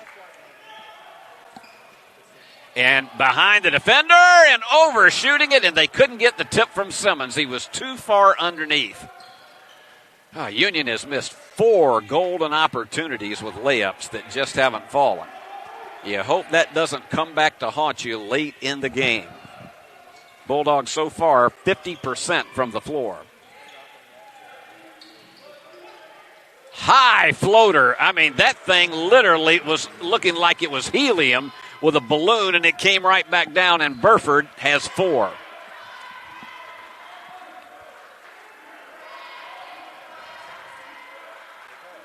Bulldogs have been stuck on 11 for about the last 2.5 minutes. It's Simmons. Fall away. No, way short. He was really bothered by Flanagan and by Weatherspoon, Juwan Weatherspoon, who's in from Columbus, Ohio, and the foul. So Sofield will go to the line. He does a great job of drawing fouls. He's a 70% free throw shooter.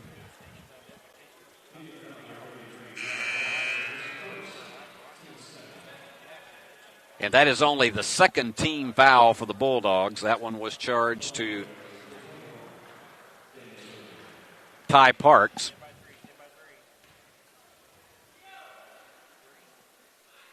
Sofield connects as you would expect him to. Their big guy from the free throw line is Jenkins. He's an 87% free throw shooter, and a guy that we haven't seen tonight, Latrell Tate, he goes 83%. But Sofield is by far their strongest shooter from the field, 55%. I mean, that's Division I shooting ability. And once again, Union working around the perimeter.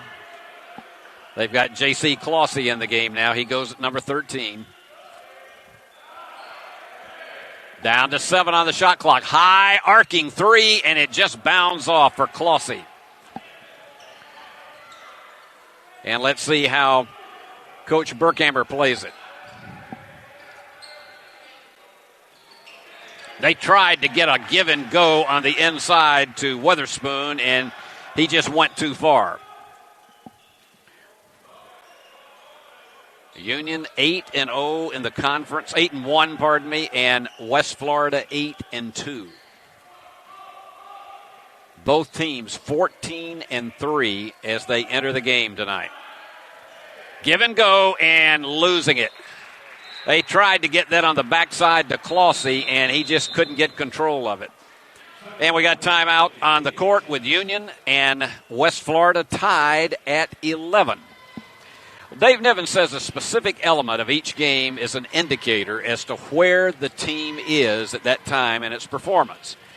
He shares more about that with all of you watching at home. We have been a pretty good team of taking care of the basketball. Our goal is to be under 16% of possessions ending in a turnover. We've been really right at around 16% all year, so we'd like to be better than what we have been. But we've done an adequate job of taking care of the basketball, getting shots. We've typically taken more shots than our opponents have. We've typically taken more free throws than our opponents have. We've just got to become more efficient at both of those spots. And the Strands of YMCA are playing high here at Fred DeLay Gymnasium on David Blackstock Court. And every time I see that signature on this court, it brings back a lot of fond memories of David Blackstock, the man who really, this may be named for former coach Fred DeLay, but this was the house that Blackstock built, particularly with the dominance of women's basketball, and especially in the 90s. And I can remember we showed you some clips not too long ago at halftime of how this place used to be absolutely packed to the rafters. At times between 1,500 and 2,000 people would be in here, particularly for games against Freed Hardeman, Lipscomb, Belmont. It just was an electrifying place. And I hope one of these days it's back that way again. These two teams, Union's men and women's team, have certainly merited that with the way they have played in these first 17 games this season. Sofield wanted to pull up for a jumper. Nice extension on the bank for Jackson Henningfield. He's another JUCO transfer that comes from Lake Mary, Florida. Union trailing for only the second time tonight, 13-11. And Parks dishes off, and the foul is going to send Jordovich to the line, and that foul is charged to Henningfield. So Jordovich goes to the line. For Union, on the season, the Bulldogs are 73% from the line. Their opponents have been averaging 68%, but both teams coming in here tonight to show you how evenly matched they are, both teams at 73%. And both in and out. So Bulldogs could not tie. Saturday, the West Florida teams will be going down to play, and underneath, and the beautiful stuff for Sofield. Saturday, they'll be going down to play Christian Brothers when Valdosta State comes in here. As we mentioned, Valdosta State women winning 101-62 over Christian Brothers tonight. And they'll be coming in here trying to play for the conference lead on Saturday. Fall-away jumper is there for J.T. DeBuck. Rather low-scoring affair here for this point in the game as we're past the first 10 minutes of this first half. Sofield went into too much traffic. Union's got numbers. It's 3-on-2. There you go. There's the floater, and Ty Banks right down the middle. That is not something that they work on. Dave's going to talk about this later. I'm going to ask him about, do they work on this a great deal in practice, that particular play? And he'll give you some interesting insights into that. And the foul is going to be on Jordovich. And headed to the line is Henningfield. We have had 4 lead changes thus far.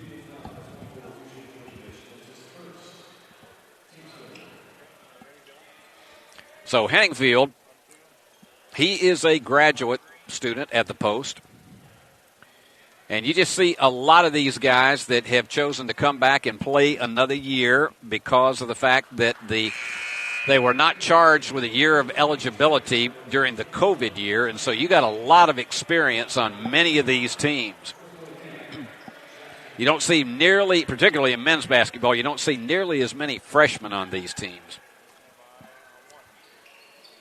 In and out, we're still tied, and it goes off the hands of Littlepage. It was a scramble underneath, and Jeremiah just could not control it. So Tate will toss it in. And they'll give it back to him one more time. Union's defense trying to keep them from navigating any kind of an easy layup. So far, Union and West Florida with 6 turnovers in the game. On the season, Union has averaged 12 turnovers a game and UWF 13. They got to hurry to get that one in. A 5-second violation. Excellent inbounds defense on the part of Union. They could find nobody open, and that's turnover number 7.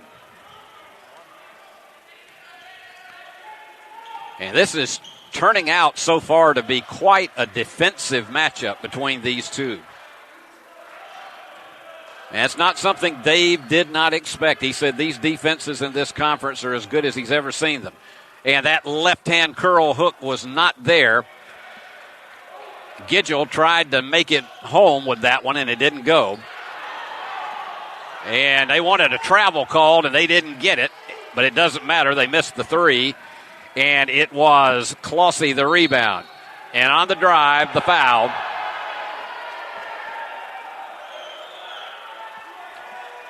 And there is some, shall we say, and you see the official telling Dave Niven, who's almost all the way to the mid-court stripe, they wanted a basket out of that, and they didn't get it. Checking in, again, is Jenkins, and coming out is Sofield to get himself his first rest of the game. So Union will play it underneath, trying to regain the lead. We're all square at 16. And stolen. Not much authority on that pass. It was a 2-on-1, and the foul is going to be charged to Gidgel. And going to the line will be Bynum. That's Kendall Bynum. He's from Chesapeake, Virginia, 6'1" freshman. That is the first foul on Gidgel. Union has committed 4 team fouls, West Florida 2. In and out. So it's been kind of a rough night. It was a very difficult night from the free throw line for the West Florida women. So far, 57% from the line for West Florida. Way below their season average. Gets the second one.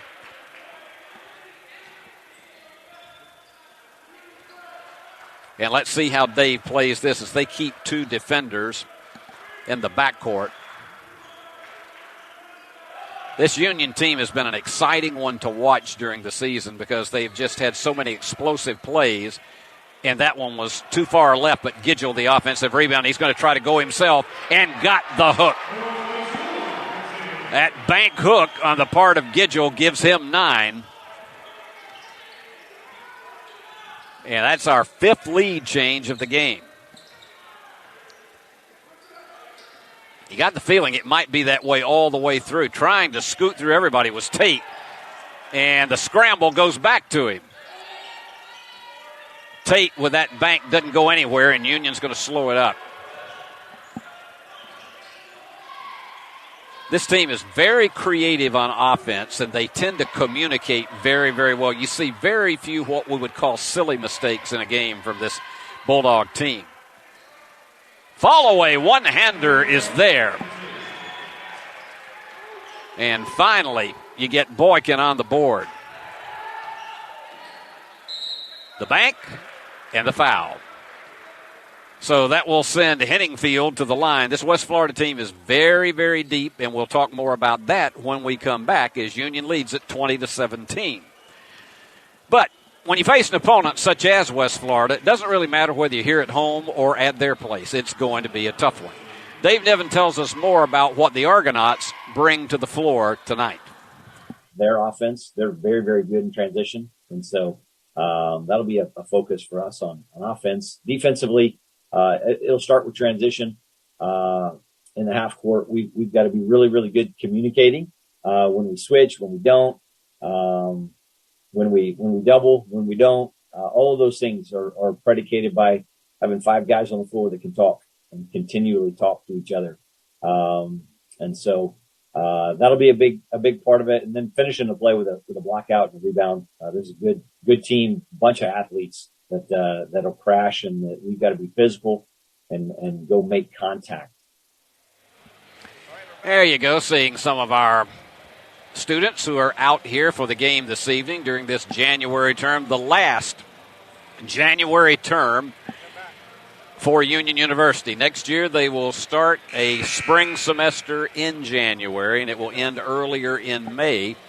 And that's a major sea change for the seasons of study here on the Union campus.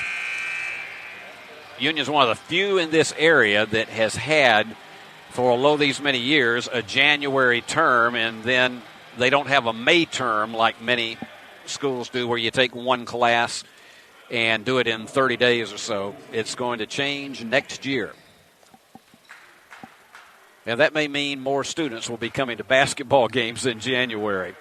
That's also, it's been a problem for getting a lot of crowd out here in the athletic program in January, because you can't afford to miss a lot of time study when you're having to go to class every day, and some of those classes with labs may be 4 hours.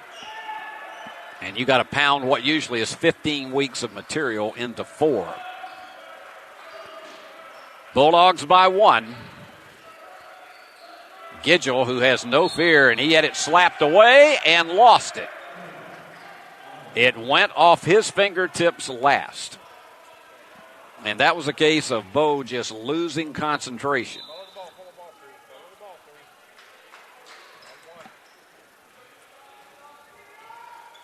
So Bynum, this team goes back through its progressions, and that was almost picked away. And again, Bynum could not get away from this man-to-man Union defense. Going for the big 3. Off the mark. But the follow-through. That got the bench up completely. Weatherspoon just with the exclamation point.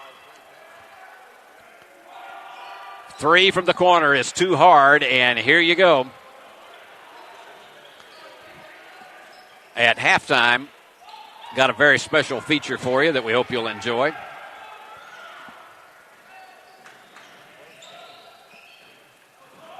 And again, Union slows the tempo down. Simmons has gone a good distance at the post. Almost stolen, and it is. Clossy just could not hold on to it. There's a travel. Yep. Before he could release that ball, Weatherspoon just took one additional step.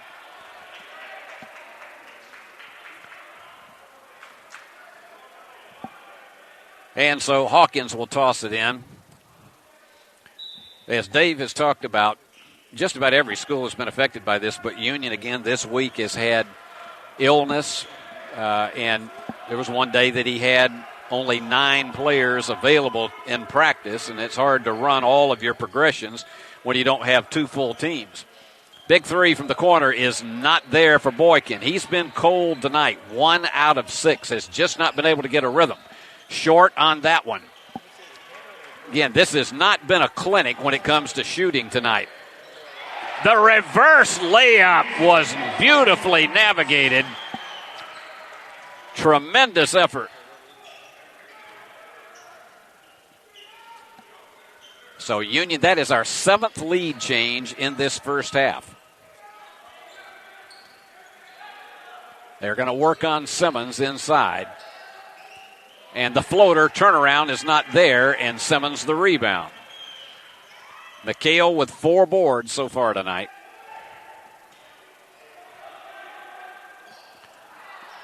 That high bank goes through for Gidgel. And I think he wanted a foul out of that, didn't get it. And so Gidgel with 11 to lead both teams. He's got almost half of Union's points. Getting close to the final media timeout. Stutter step, and the bank answers it from Tate, who gets his first basket. Tate's averaging 9 points a game, but he's had 44 assists on the season. Gidgel for 3. Nope. Iron was unkind. And again, as we mentioned, and the layup does not fall in. Bynum had a ticket, and it just would not drop. And again, Union with Simmons going for a 3 that was probably ill-advised because he had a hand in his face, and I think they'll get him out of there. And you got a violation. Let's see, is that a foul that's going to be charged? We have timeout, 3.5 minutes remaining, and Union still ahead by 1, 24-23 in a very low-scoring affair. Well, Dave Niven played his college ball at Oklahoma Baptist, and we asked him what is different about the game between then and now. I think the way the game is played has changed a lot. Probably the most significant thing from my point of view, the 3-point shot has become way more important today than it was back then. Just the ability to use it and utilize it offensively, but also to defend it defensively, I think has really made significant impacts in the game. Dave Niven and Jeff Burkhammer going over instructions with each of their teams, and here you go. Some more of our fans who have made it out tonight. Those are some that we, I think, have seen earlier, but it seems like there are more guys that have shown up with. They're going for the victory sign there. It's always good when we see the youngsters out here to these games. I'm glad that the start times have been earlier at 7:30 for the men's games, because it's better and it's easier to get the kids out on a school night for a game like this and give them an opportunity to see the Bulldogs and Lady Bulldogs play, but particularly the men. It's just so much better, and everybody gets home earlier than the old 8 o'clock start times. And we'll be back here Saturday afternoon, live, 1:45 airtime, and driving it home and drawing the foul is Matthews. And Matthews only delivered 1 point tonight. The foul is charged to Djordjevic, and that is his second.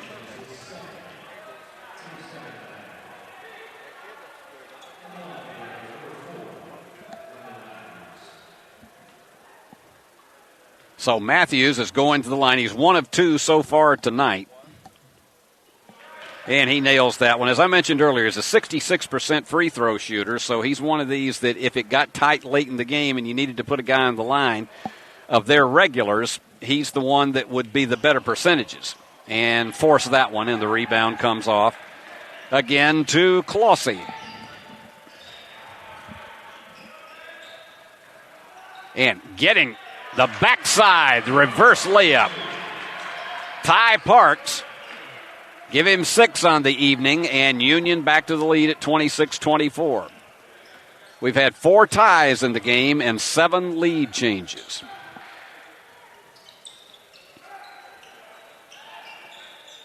And again, trying to get it to the inside to work against Djordjevic, and the foul.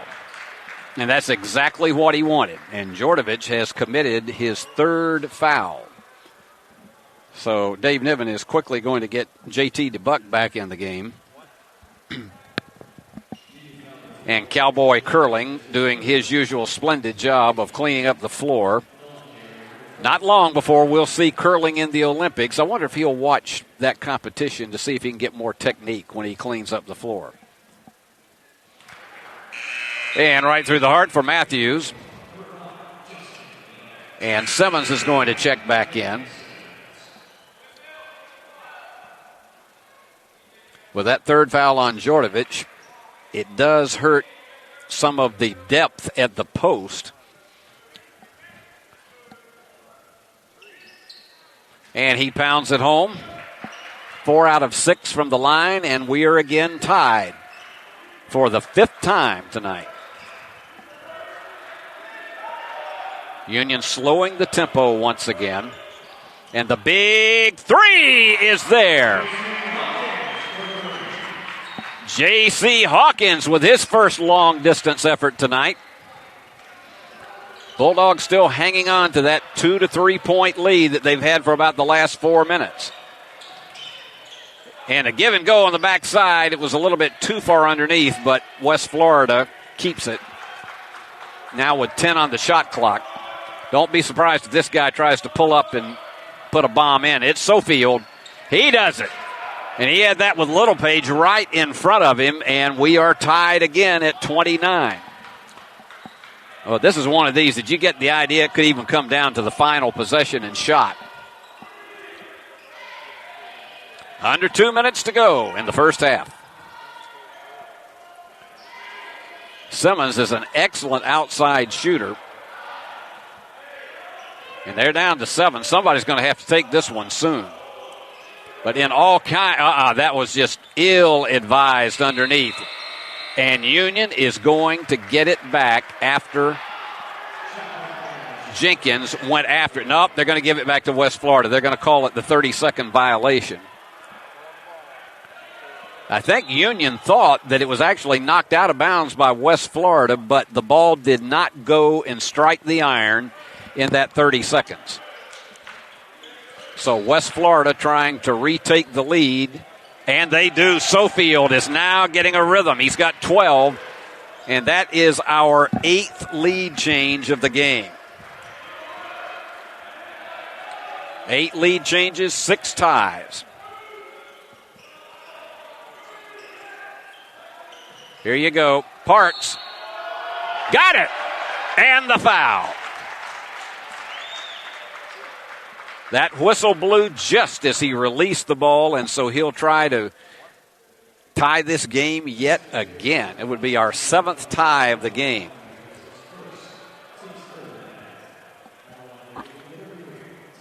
Parks with 8 in the game, and of course he had that big free throw that defeated Alabama Huntsville in front of a very loud and hostile crowd Saturday. And Ty ties it up again. Boykin will check back in, and Ty will come out with less than a minute remaining in this first half. Again, a very quickly played one because we have not had that many fouls called. These guys started right at 7:30, and we're barely 40 minutes on the clock into this one. And the jumper. It is there. Nicely navigated. Good jump high for Weatherspoon. And the guy from Columbus makes it a 34-32 game. 8 lead changes, 7 ties. And Union will play it for the last one, either to tie or to go ahead. Watch the clock on your screen.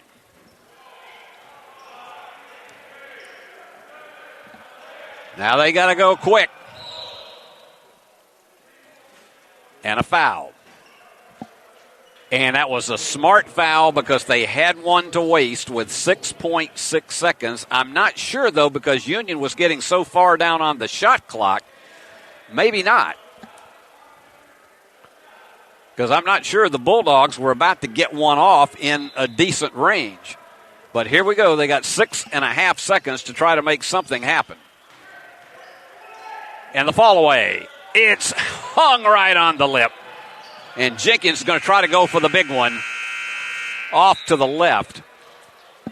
So this was what you would call a grueling first half, and Union trailing 34-32. We had 7 ties and 8 lead changes in that first half. Let me run down your scoring here. It was Union shooting 47% in the first half, and Gidgel, who had the first 7 points for Union, has got 11 in the contest. Ty Parks with 9, but it's just been an inconsistency on the part of the Bulldogs. Over for West Florida, their leader has been their leading scorer, and that is Sofield. Daniel Sofield has picked up 12 points, 4 of 5 from the floor, and everything else is pretty well distributed. They've got 7 other players that have scored in this game, and Henningfield is the only other one that rises above the cream. He's got 5, and so we are at 34-32, and it's about what we expected because these teams are so well matched. And that's the way you like it when you get deeper into the conference race. 34-32, it is West Florida in the lead. Well, we have enjoyed bringing you a lot of our features here that have dealt with classic basketball and also about Union University itself. So right after this message, we are going to show you something about the core values of Union University. SI stands for Supplemental Instruction. Going to an SI session really should be something every student does at least once. SI is not tutoring. It is not me as the professor standing up there. I'm a student just like you, but I've been through the class before. It's a student who's had the class once and is now taking it again with the other students. As an accounting professor, I teach a very technical subject matter. The Center for Academic Success provides supplemental instruction to these students to help them make a better connection to that technical material. One of the most important things about SI is to go regularly. Going even just once a week on top of class really helped you get familiar with the content, and even if you don't sit down every night to read the textbook and to do everything, that extra level of familiarity and like going through the content was super helpful. The sessions take place weekly, which helps our students to build some consistency into their learning process. If you go, you can definitely expect for your grades to increase, and you're not just that, but you feel more confident in the subject that you're working with. It's free, it helps tremendously in your coursework. Especially if you're new to college, it'll give you a very good basis for learning how to study for the rest of your time here. I used it for biology, for macroeconomics, for accounting, and microeconomics. It's a great way to come together with your classmates, and you build a lot of relationships in SI. I really liked supplemental instruction because it was just a way to hear the content again. So to hear it in class and then to go a second or third time during the week to hear it explained differently, to see some examples worked out, and it also helped I could bring specific questions just to SI, and it wasn't as intimidating as trying to ask in front of like the whole class. I've loved being an SI leader. I really love seeing students learn, helping people build confidence. The instructors seemed truly dedicated to trying to get the students to learn the material. I would say the number one thing I got out of being an SI leader was seeing the impact that students can have in each other's lives. Tell me and I forget, show me and I remember, involve me and I understand. No matter what your goals are, anyone can benefit from SI.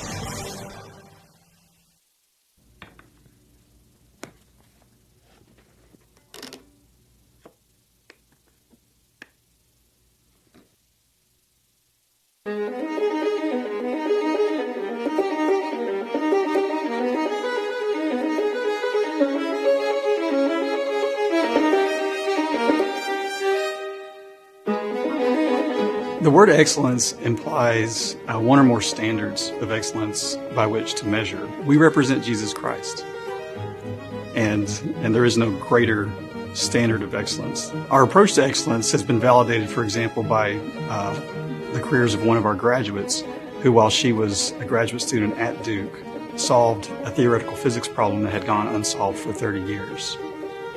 When I onboard new students, I share a story about why I chose Union. I chose Union because excellence matters, and I tell them that when you do all things to glorify Christ, excellence is the expectation. The class of 2020 had a 98% pass rate on the NAPLEX, which ranked us number 1 in the state of Tennessee. Nationally, it gave us a ranking of 8th out of 140 some odd colleges of pharmacy across the U.S. The debate team has really helped me in all areas of my life, specifically academically. It's helped me to think critically because I don't get to choose which side of a topic that I get to argue on. And so when I go into my classes, I'm able to look at things from all angles and think critically about it. Being a part of the debate team that did win the national championship was really, really rewarding. Not only did we win the national championship, but we did it for our teammates, we did it for our school, but most importantly, we did it for the glory of God.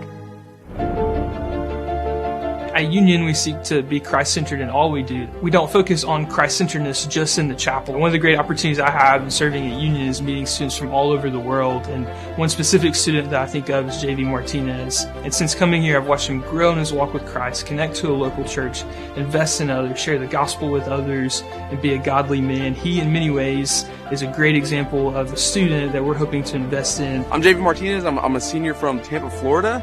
I'm studying business management. So coming to Union, I'd never actually had a Christ-centered life modeled for me. It's the genuine heart of Union, and I think it permeates from every level, from the top all the way to the bottom, including the students. It really changed my life and what it looked like to be a follower of Christ. It's no longer I, it's Christ who lives in me, and that's not something that just happens at church, but it's something that happens throughout all of my life. And the Office of University Ministries here at Union, we seek to help students take their next step in their walk with Christ. And we do that through chapel, discipleship groups, mission trips that we call Go Trips, service opportunities. And one of the things we understand is that every student, every faculty member, every staff member has a next step to take in their walk with Christ. And we want to come alongside of students to do that, to help them grow, to help them connect to a local church, to know God's word, and to serve and to advance God's kingdom all over the world. This commitment to being people-focused exists all through the university, and serving as faculty in residence has given me the opportunity to see that.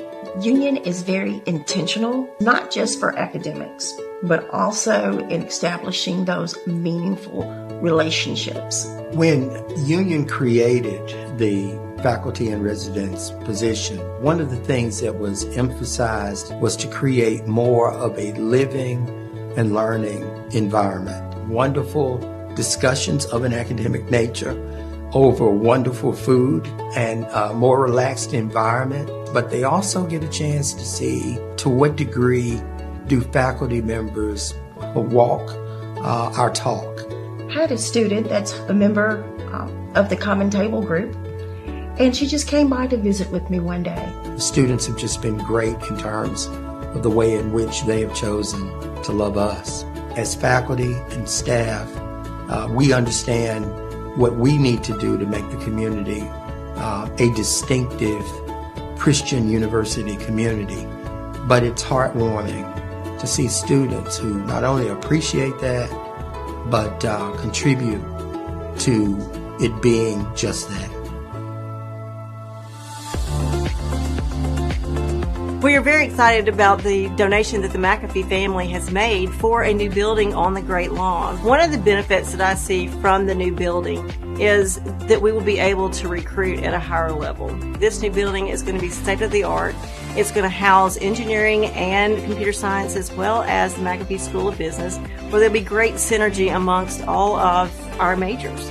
Interacting with other disciplines, the business world, computer science, sciences in general, is essential for the development of new leading-edge technologies. In engineering, we use and develop technology in order to improve the world around us. We want to help the people around us through the technology and the projects that we develop. And it's exciting to watch our students do so successfully. We can't wait to embrace all that the Lord has for us in the future. Each of these core values, excellence-driven, Christ-centered, people-focused, and future-directed, indeed are part of Union's DNA. They're who we are. And the reality is that all the core values in the world, you could print them on everything and put them on every building, but if we don't live them out, they don't amount to anything. And so at Union, we want these core values to be how we're fulfilling our mission to the glory of God and for the good of all people.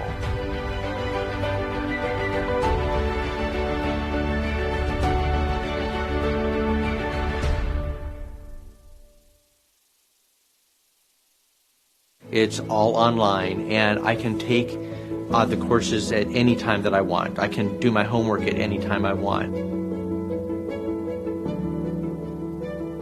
Not missing out on any soccer games, any cheer games, volleyball, any type of activities with my children, and I still feel that I'm getting the proper education, but not being away from my family. If I really want to accelerate my program, I can do that at Union. If I need to slow down a little bit because other things are coming up in life, I can slow it down as well. I can work at my pace. We have modules that are due every week. There's all kinds of opportunities for you to have additional help available 24/7. Whenever I have time to work on it, it's there. And so that has worked well for my schedule. So it gives me a lot of flexibility to get done with my workday, spend time with my children, and then jump right in and get my homework done at the end of the day.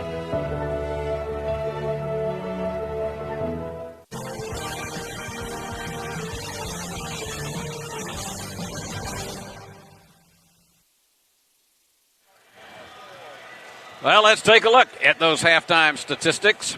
Brought to you by Worthy Road Studios for the finest in video production, whether it's sports, whether it's church services, or live events. Worthy Road Studios is your first choice. Well, let's take a look at this. Union with the edge in field goal shooting, 47 to 41%, but here's where the Bulldogs have been sorely lacking. 2 out of 12 in three-pointers, and it's only been 2 out of 7 for West Florida, so as far as total scoring off behind the arc, it's not that much difference. Free throws, Union has so far been 2 out of 3, have not been to the line that much, 67%. 10 out of 14 for 71% for West Florida. That's because the Argonauts have been able to get to the line a lot more than the Bulldogs. Rebounding, West Florida the edge, 19 to 17. And then turnovers. Bulldogs have made a few, shall we say, unforced errors that have led to a total of 9 turnovers in the game, 8 for West Florida. Now, here's your big difference right now, even though it's just a 2-point lead. This is huge. West Florida has picked up 7 points off of Union mistakes, and the Bulldogs have only been able to convert 2 points off of that, and they had at least 3 opportunities at pure layups that didn't fall. And so it had a game that has 7 ties and 8 lead changes in the first half. You just know you got to be able to hang with it when it comes to being able to have precision with the ball. Let me remind all of you that we will be here with you Saturday afternoon. And our tip-off time will be 2 o'clock, but our airtime on E Plus TV6, eplustv6.com, and the Union Athletic Sports Network will be at 1:45 as the Bulldogs and Lady Bulldogs will be taking on Valdosta State, which has become, again, competitively an intense rival for Union. And it could be that the leadership, it definitely will be with the women. Whoever wins that game with the women on Saturday will be the leader in the Gulf South Conference race. And then the men, it depends on the outcome of this one. If Union were to come from behind and prevail, then the Bulldogs would be playing again to maintain leadership in the conference race. Everything is really on the line in just about every game. You just can't afford a loss, and you got to protect the home court. And West Florida is doing everything they can tonight to keep that from happening. As we mentioned to you, Valdosta State defeated Christian Brothers tonight in women's ball 101-62, so they remain 1/2 game behind Union. The Lady Bulldogs, as you see Cowboy Curling giving us a big hello and a thumbs up. 72-38, they defeated West Florida tonight, and nobody saw that coming. I even talked to a couple of players, and I think they were as shocked as anybody that they were able to hold West Florida down to 40. It was really an off night across the board, but Union's defense was playing at season-ending quality. So it's a 72-38 victory to maintain a one-half game lead now over Valdosta State. So that means everything is coming down to heads with that game between the women's teams on Saturday. And we'll have it for you live. Bulldogs with the first possession of the second half.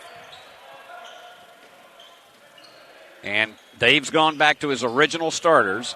And the fall-away jumper is not there, way right on that three-point opportunity. Probably would have been a 2 because it was just inside the arc for Boykin. And he has had a tough night. And there's you a big 3 to start it off for Burford. That's his first 3 of the game. And that is just an emotional lift to start right off, and you extend yourself to the largest lead of the game that you've held, and that's 5 points at 37-32. Union has just been way off the mark tonight in three-pointers. 2 out of 13. Taking it right to the inside, and it goes down, but after it was a huge follow shot there, and Union has closed it back to within 3. But I like the discipline, and that is Sofield. Just didn't release it at the height of his jump. You can almost tell from where we were that it was just an understated one. What a block there by Matthews. And he is one of their fine shot blockers, and going all the way down for the layup is Jenkins. Give him 4 in the game, and that one was almost the equivalent of a turnover.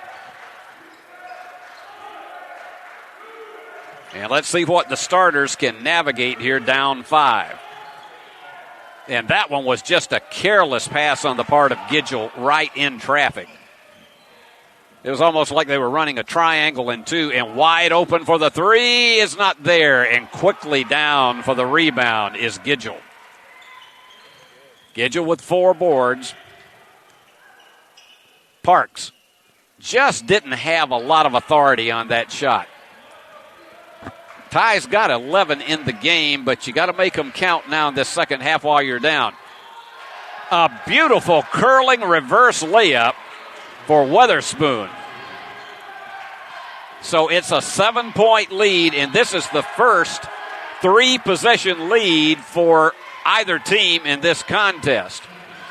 Now, breaking down tape is important for every coach after each game, especially in how to prepare for the next opponent. Dave Niven says that's another part of college basketball that has changed. Just how technology has allowed defenses to be so much better and so much more prepared.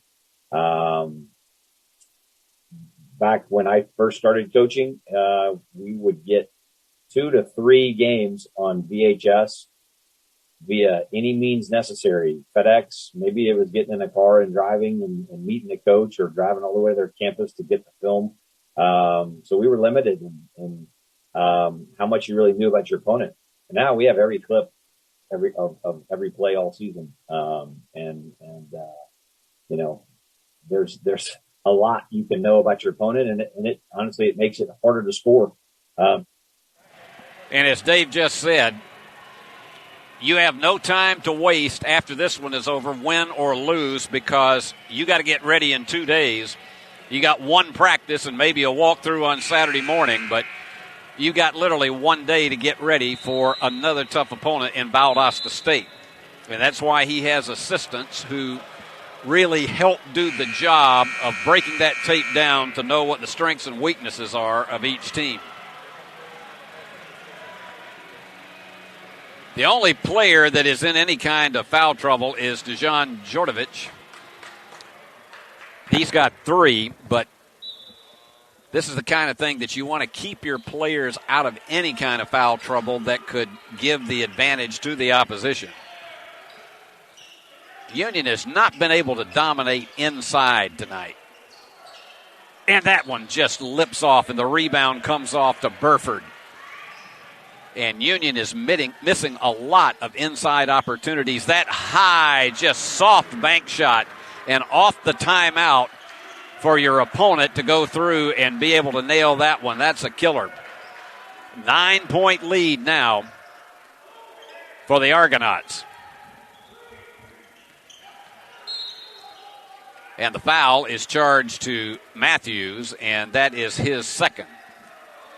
And he didn't agree with it whatsoever. Actually, it's Matthews' first. Well, let's see how the Bulldogs can play it here. There's plenty of time in this one with just under 17 minutes to go, but you don't want to see yourself fall deeply behind as the West Florida women did. Fall-away jumper is there for Boykin. That is only his 4th point of the game. He's 2 out of 10 from the floor. And one thing they're hurting with is the fact that he hasn't been able to nail a three-pointer tonight. Just want to try to get it one chip at a time and see if you can be able to navigate down this lead. And Sofield tries to go right down the middle, and it just does drop out of the bucket. And I don't know where that, and what a save that was. He had no idea, did Matthews, where that one was going, and it went right into the hands of Burford. A tremendous retrieval. That could be a huge possession in this game. And tipped away by Littlepage, and that would have been a shot clock violation, but Union gets it.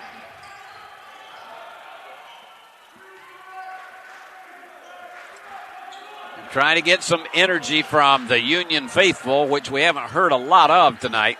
Big three, finally. Boykin connects from outside. And the lead is sliced to 5. Tyree just has to put on the leadership shoes right now and see if he can begin to get some momentum back in his teammates. And they called the foul. It looked as though Jenkins may have stepped on the end line, but instead the foul is called on Boykin. That is his first. And we've got timeout. So 15-14 to go, and Bulldogs trail by 5. Now, earlier tonight, you saw a ball that was lobbed up high in the air for, at that point in time, Ty Parks to go in for a slam dunk. But now Dave Niven says the Bulldogs don't really work on that very much in practice. We spend most of our time working on the things that we know are going to happen a lot. And that doesn't happen a lot. So we spend a little bit of time doing those things. Some of those lob plays come out of set plays that we practice a little bit and out of the flow of the offense. Other times it's transition, guys just making a play because they know they've got a guy they can throw it up to on the break. And so it's not something that we spend a great deal of time on. I think we spend a lot more time working on guarding a ball screen and blocking out and shooting and Niven trying to keep his charges steadied. Union has come back from a 9-point deficit and sliced it to 5. But the big key that you have in any situation like this is trying to do it in spurts. The great Ralph Turner, the former coach of the Union Bulldogs, used to talk about how games are played in pockets of 4 minutes in college basketball. He used to say 6 minutes, but he said because of the TV timeouts that are taken every 4 minutes, that you just have to consider that playing it in a 4-minute pocket and trying to develop what you can during that period. At the line is Jenkins. And he's their best free throw shooter, 87% on the season. So it stands to reason that he may knock down a couple here. And gets the friendly bounce. That is a long trip to make it from Pensacola up to Jackson, Tennessee, then back down to Memphis, where they will be for Saturday's game against Christian Brothers. But some of the travel distances are extraordinarily long in this conference. I think about those 13-hour trips that you have going down to Valdosta from here. And I know, there's a whistle away from the ball. And the foul is charged to Matthews. That is his third. He's the first one that is in any kind of serious foul trouble for West Florida. I'm very, very well aware of Valdosta as a campus and the culture down there because that's where I went my first 2 years to college. Tipped away. That was just a careless pass in the corner. And Union in danger of going down 9 once again, and it didn't happen. And there's a discussion, but they're going to give it back to Union. So Hawkins is going to try to see if he can engineer something again.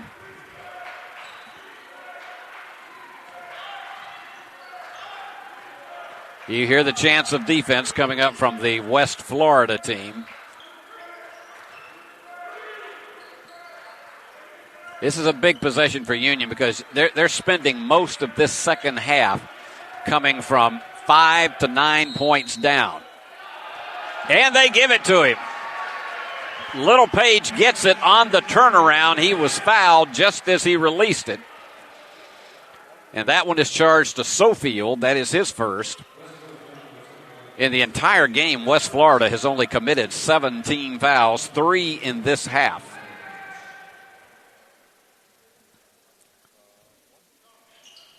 Big three-point play for Little Page at a critical time to cut it to 4.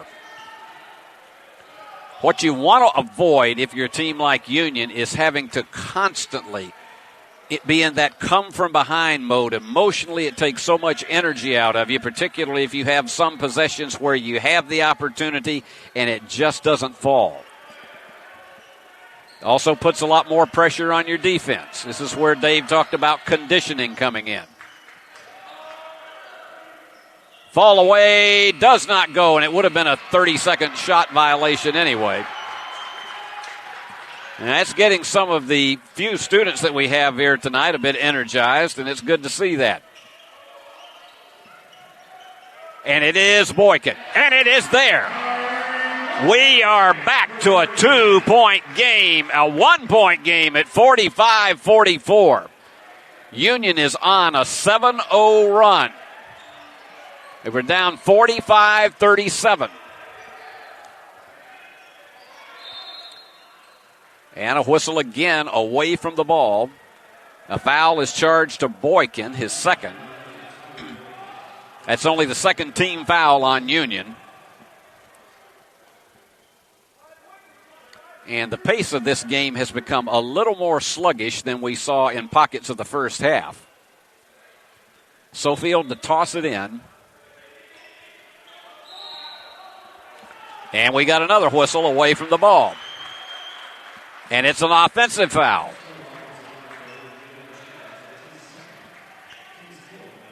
So the turnaway gives Union the ball and a chance for the lead. And this would be a huge emotional lift if the Bulldogs could pull that off in this possession. And they will have done it in less than 3 minutes. And it is Little Page. You could see that he got behind the defenders and was not going to be denied. And Union back to the lead. 9 unanswered points for the Bulldogs. They're beginning to feel a rhythm now. On the inside to Sofield, working against Clossy. That one's short. But the rebound to Jenkins, who gets it home. Excellent offensive board for Jenkins. That's the 5th offensive rebound in the game for West Florida. Getting close to the 12-minute mark. These two teams so well matched at almost every position. As most coaches will tell you, you get against an opponent like this, everything is matchups. And trying to go down, and Boykin. That floater just will not fall. But he scrambled for the offensive board. And the foul. That's the 5th team foul, and we'll have a timeout, and Union will have possession when we come back, trailing 47-46. Now, practice is really like a play rehearsal for the Bulldogs or any other team. They try to run over key drills until they get it right. Dave Niven gave us some insight into that.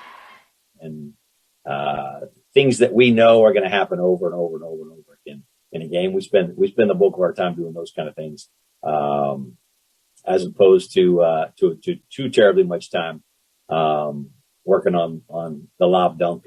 But the Lady Bulldogs got a dominant post player that's really, really good with their back to basket.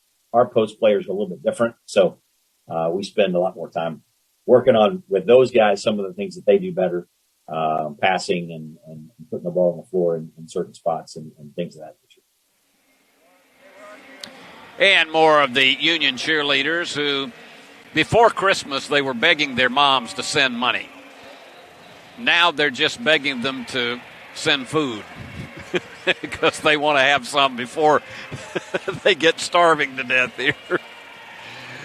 Bulldogs down 47-46, but they made an excellent 9-0 run to retake the lead. We have had 9 lead changes in this game.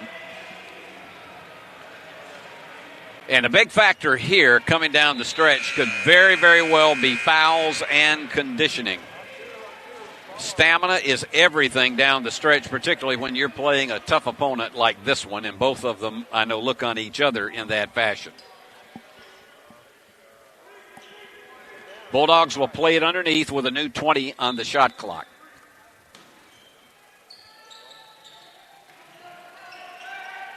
Looks like they're trying to pick up the tempo a bit. Let me tell you, Justin DeBuck. And the dish-off is not there from the corner. Boykin had one, but he's 1 out of 7 from behind the arc. It has been a tough night for him there. And that one had the range. Sofield working against Littlepage. He wants that, and he dished off, and it is an offensive foul. I think that was a case of Sofield being too intent on taking it himself, and when he didn't dish off and he led with the elbow, didn't think it was, but he led with the elbow, and so that is his second foul and a key turnover. That is the 10th surrender of the basketball on the part of West Florida.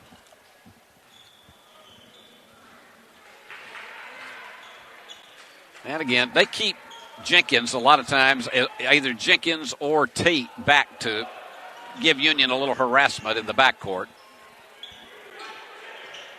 Still lots of time in this one, and you just believe that unless there's an odd change in this one, and Gidgel with a double spin move and is called for the travel. So for Union, turnover number 12, and that was not what he was expecting on that. But they said he took one too many step on that second spin move. So slowing the tempo again is Burford. This has been a lot more deliberate second half from what we saw in the first half. This is not going to be an exemplary high-scoring game. In and out. Absolutely robbed was Tate. And down underneath and knocked away. Good defense on the part of Burford because Littlepage had him by a step. One of the cheerleaders made an outstanding stop of that ball. They're having a discussion about that. They wanted to get signed up for the Lady Bulldogs after that. And again, trying to negotiate a change of possession was Burford, but he did not get it. So Boykin will come over and toss it in. You can't blame the guy because you never know when you can win an argument like that. Not too often, but he was trying to make sure that the officials knew that he thought it went his way. All right, Union getting close to 10 on the shot clock. Gidgel's going to work one-on-one against Sofield.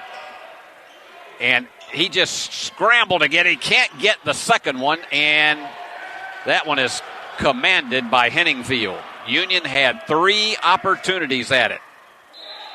And on the drive down, the foul is going to be on Clossie. That is his third. I thought for a minute that he was going to fire up a three, but instead he pulled back. So Weatherspoon is going to the line.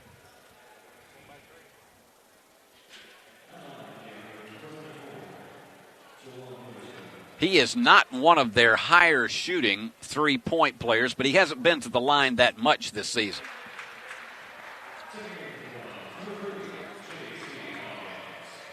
Clausy's going to check out, and going back in is J.C. Hawkins, so they just trade J.C. for J.C.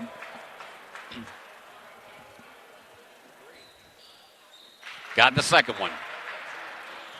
My father, who was a pastor, he once had two men in his church that had competing gas stations, and one was named A.C. Harvey, the other was D.C. Horton, so you had A.C. and D.C. in the same congregation. Ball away is too hard. Just thought you'd like that information.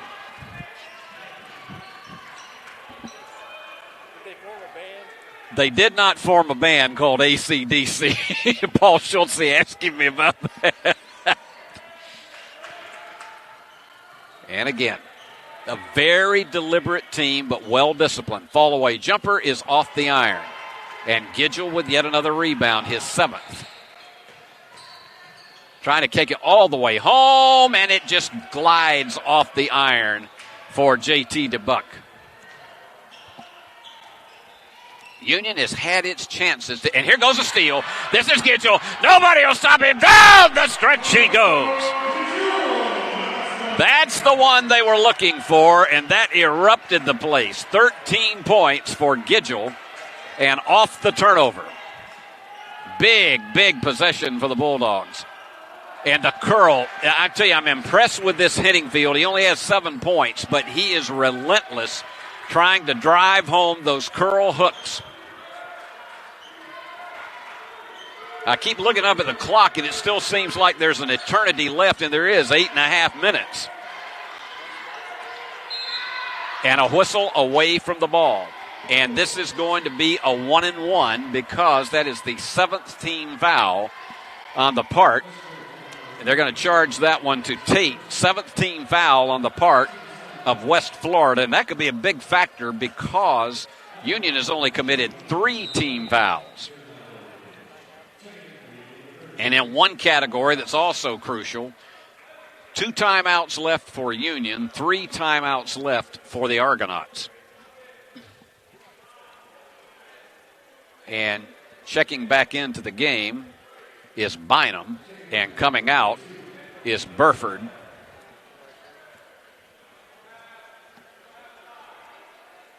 Burford, their leading rebounder in the game with 7. Gidgel has 7 for Union. And Littlepage at the line. Big 1-and-1. Got it. Jeremiah with 6. He nailed that one just like he used to nail directing news segments in his TV production class here at Union. I had the opportunity to see that firsthand. In and out on the back of the iron, and the rebound comes off into the hands of Henningfield.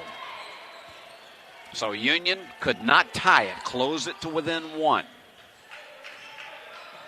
And this just may come out to which team can just grit it out more. Fall away, short, hanging on the lip for Weatherspoon.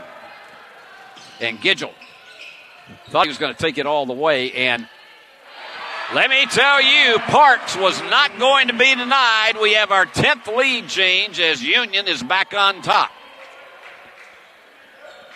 We'll have a media timeout on the next stop of action. Oh, that one's to Sofield, and you knew he got behind Littlepage, and there was no stopping him. 11 lead changes.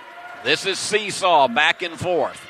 This is one of those that can get the blood pressure up of the fans as this game evolves if it stays like that.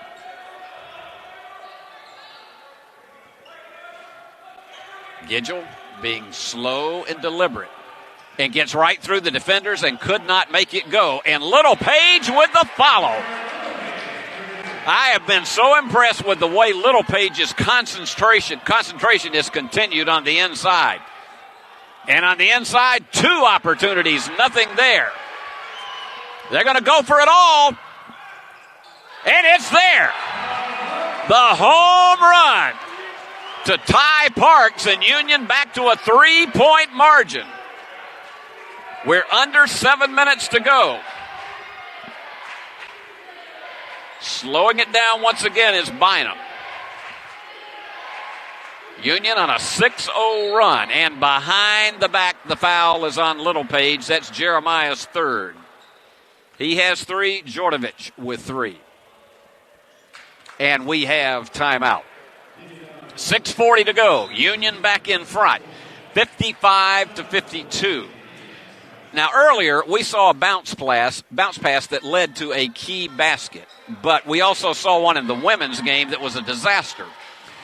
We've been saying for many, many years that the bounce pass has become almost like a dinosaur in college basketball. Well, here's Dave Niven to offer some perspective as to why. I don't remember a time where I thought the bounce pass was a key to anyone's success. I don't remember a time where the bank shot was either. So those are things that have kind of gone away. We still teach the bounce pass, but only under certain situations. The 2 times we're gonna teach a guy to make a bounce pass is one when you're feeding the post on the baseline side, and the other is when a guy's cutting to the basket. Well, this has been so far a fantastic season for Dave Niven and the Bulldogs too. And frankly, the one game that they lost was after a long layoff after the holidays, and Auburn Montgomery team caught them flat-footed here on the court and knocked them off. But this is a team that just looks like it has the material to just hang with every team in this conference, and this is a key game for them. This could be huge for the confidence of both of these teams. West Florida has been in this position many more times as a Division II school than has Union. And that's the big key right here, is for the Bulldogs to have the confidence to hang all the way through with it. It is Sofield to toss it in. You know, he's a strong three-point shooter. He shoots 47% from behind the arc. But he has not been really afforded that many opportunities tonight. He is 2 out of 3. So let's see if they work it to the inside or try to go for the bomb. And they go instead for that kind of play we talked about with Union earlier. That high lob for the dunk for Matthews, and he's a smart guy. He didn't try to kill it and possibly have it go out. He just went for a soft dunk. They try to answer it, and the timing of that pass was terrible. That was one of those situations where the pass was a little bit high, but Ty Parks jumped way before he should have. So trying to answer the same thing, it just didn't go. Checking out of the game is DeBuck. Union back in the man-to-man. Getting close to the 6-minute mark. And almost losing it. Sofield lost his concentration on the ball. And trying to drive down and get that bank, and it doesn't go, and they lost it off their fingertips. Jeremiah could not grab control of it. He got 7 rebounds tonight, but boy, he needed that one. The jumper is there, and we've got our 12th lead change as Bynum connects. Only 3 points in the game, but that was a big jumper. You got Hawkins, the graduate student directing traffic. And again. And there you go. Just forced it too hard, and he wanted to foul. He looked at the official, but Parks didn't get it. And stripped away, and it is going to go to the guys in green. So Argonauts will play it underneath, and an opportunity to extend this lead. As we say, we've been tied 9 times. We have been swapping the lead 12 times in this contest. Sofield looking for the open guy in the backcourt. Almost stolen. But he takes it down the lane and has it blocked from behind by Littlepage. Perfect timing for Jeremiah, and that's somewhat of a gamble considering his 3 foul status. 16 on the shot clock, plenty of time in the possession for the Argonauts. And Sofield for the 3. Yes, sir. Well, I said that about a minute and a half ago, and he delivered 3 out of 4 from behind the arc, and they're back to a 4-point margin. This has been one of those workmanlike, grueling contests. I don't know how, and that was desperation. That, again, the timing was poor on the shot and on the follow. And you potentially give this West Florida team an opportunity to go 3 possessions up as we approach the 4-minute mark. And it's Sofield again. He was open and got it. He's getting a rhythm now, and you do not want to see that happen. 20 points for Sofield, and Dave Niven takes time out right before the 4-minute mark. And that's his next to last timeout. So Union now down by 7 once again.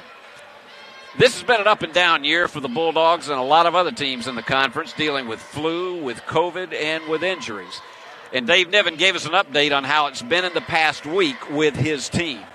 It's been a challenging week, practice-wise. Haven't had a full slate of guys. Had 8 on one day, 9 on the next. So we're certainly shorthanded. We've got dealing with sickness, dealing with injuries, just like everybody. So, we were shorthanded at Huntsville and had a guy come off the bench and played great. And JT DeBuck doesn't come in and make big plays for us. We lose that game. What the Bulldogs cannot afford on this upcoming possession is to give it up or to have a missed shot of any kind, because you get to this stage of the game and you're down 7 and you've had some leads, but you haven't been able to hold them for very long, and you've expended a lot of emotional energy. You're going to get one more media timeout, and Dave has one more actual timeout. So the big challenge that you have at this stage of the game, you've got to make this possession count, because you cannot afford to go down potentially 4 possessions. And Sofield has done a lot to make that happen with his threes on the last 2 possessions for West Florida. Bulldogs would fall half game behind West Florida if they are unable to come from behind in this one. Their only loss in the conference was on this floor to Auburn Montgomery. And you see the directions going on by Hawkins. 15 on the shot clock. Double spin move and a fall away for Boykin. Union needed that one badly. Boykin now with 11. It's been a tough night for the Bulldogs from three-point land, 18.8%. They try to go inside to Matthews, and they're open for the 3. And not there, and high for the rebound is Gidgel. Hawkins, fall away. No, short. That one hurt. Union could have cut it back to a 1-possession lead, and now the Argonauts taking more of their time as we get close to the 3-minute mark. They're going to eat as much of this clock up as they can unless they see an absolutely open look. And almost off the foot, but the hook is not there, but the offensive board was. And Matthews goes to the line for 2. The foul is charged to Littlepage, his 4th. Just under 3 minutes remaining.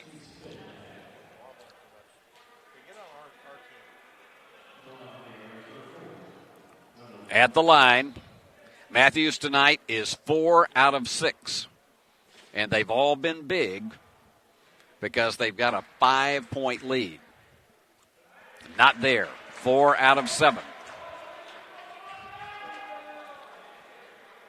Well, that's going to keep this from becoming a 3-possession game. That one was a line drive off the back of the iron. Union trying to play with a little more urgency. Big three. Gidgel, way right. I'm not sure that's what they wanted to see because they didn't give it an opportunity. He had a look, but it was a long shot, and they just did not have anybody in rebounding position. Not one of the better decisions tonight. And particularly on a night when Union is now shooting 3 out of 17 from behind the arc. What a block! Big, big play for Littlepage. And the foul. So Union coughs it up again with the offensive foul. Excellent defensive position on the part of West Florida. 2:23 to go. It's still a 5-point game, but you sense maybe that there's not a lot of air left in the tire for this Bulldog team. And that one was just pure carelessness. And you have to say it's shared by Bynum and Weatherspoon because that bounce pass, Weatherspoon, I think, was not expecting it, and I think maybe he thought one of the Bulldogs touched it. So Union gets a huge break trying to climb the ladder with 2:18 remaining. But they got to make it happen here. Doesn't have to be a 3. Boykin, a big bomb. No. The tip, Littlepage. That was huge. Jeremiah with 10. It's back to a 1-possession lead, but the Bulldogs need a stop. Under 2 minutes remaining.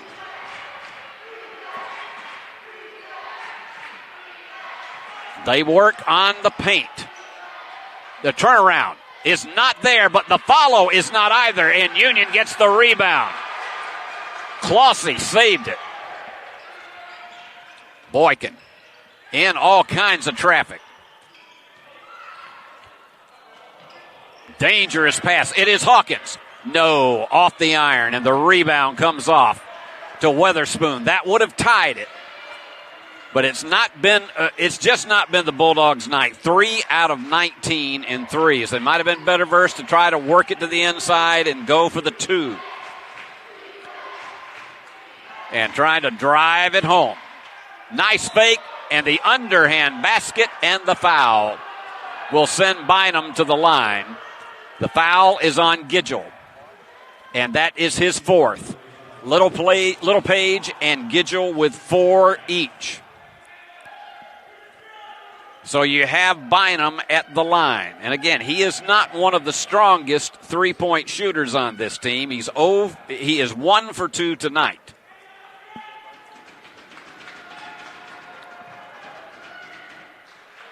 You got to believe it's money in the bank this late.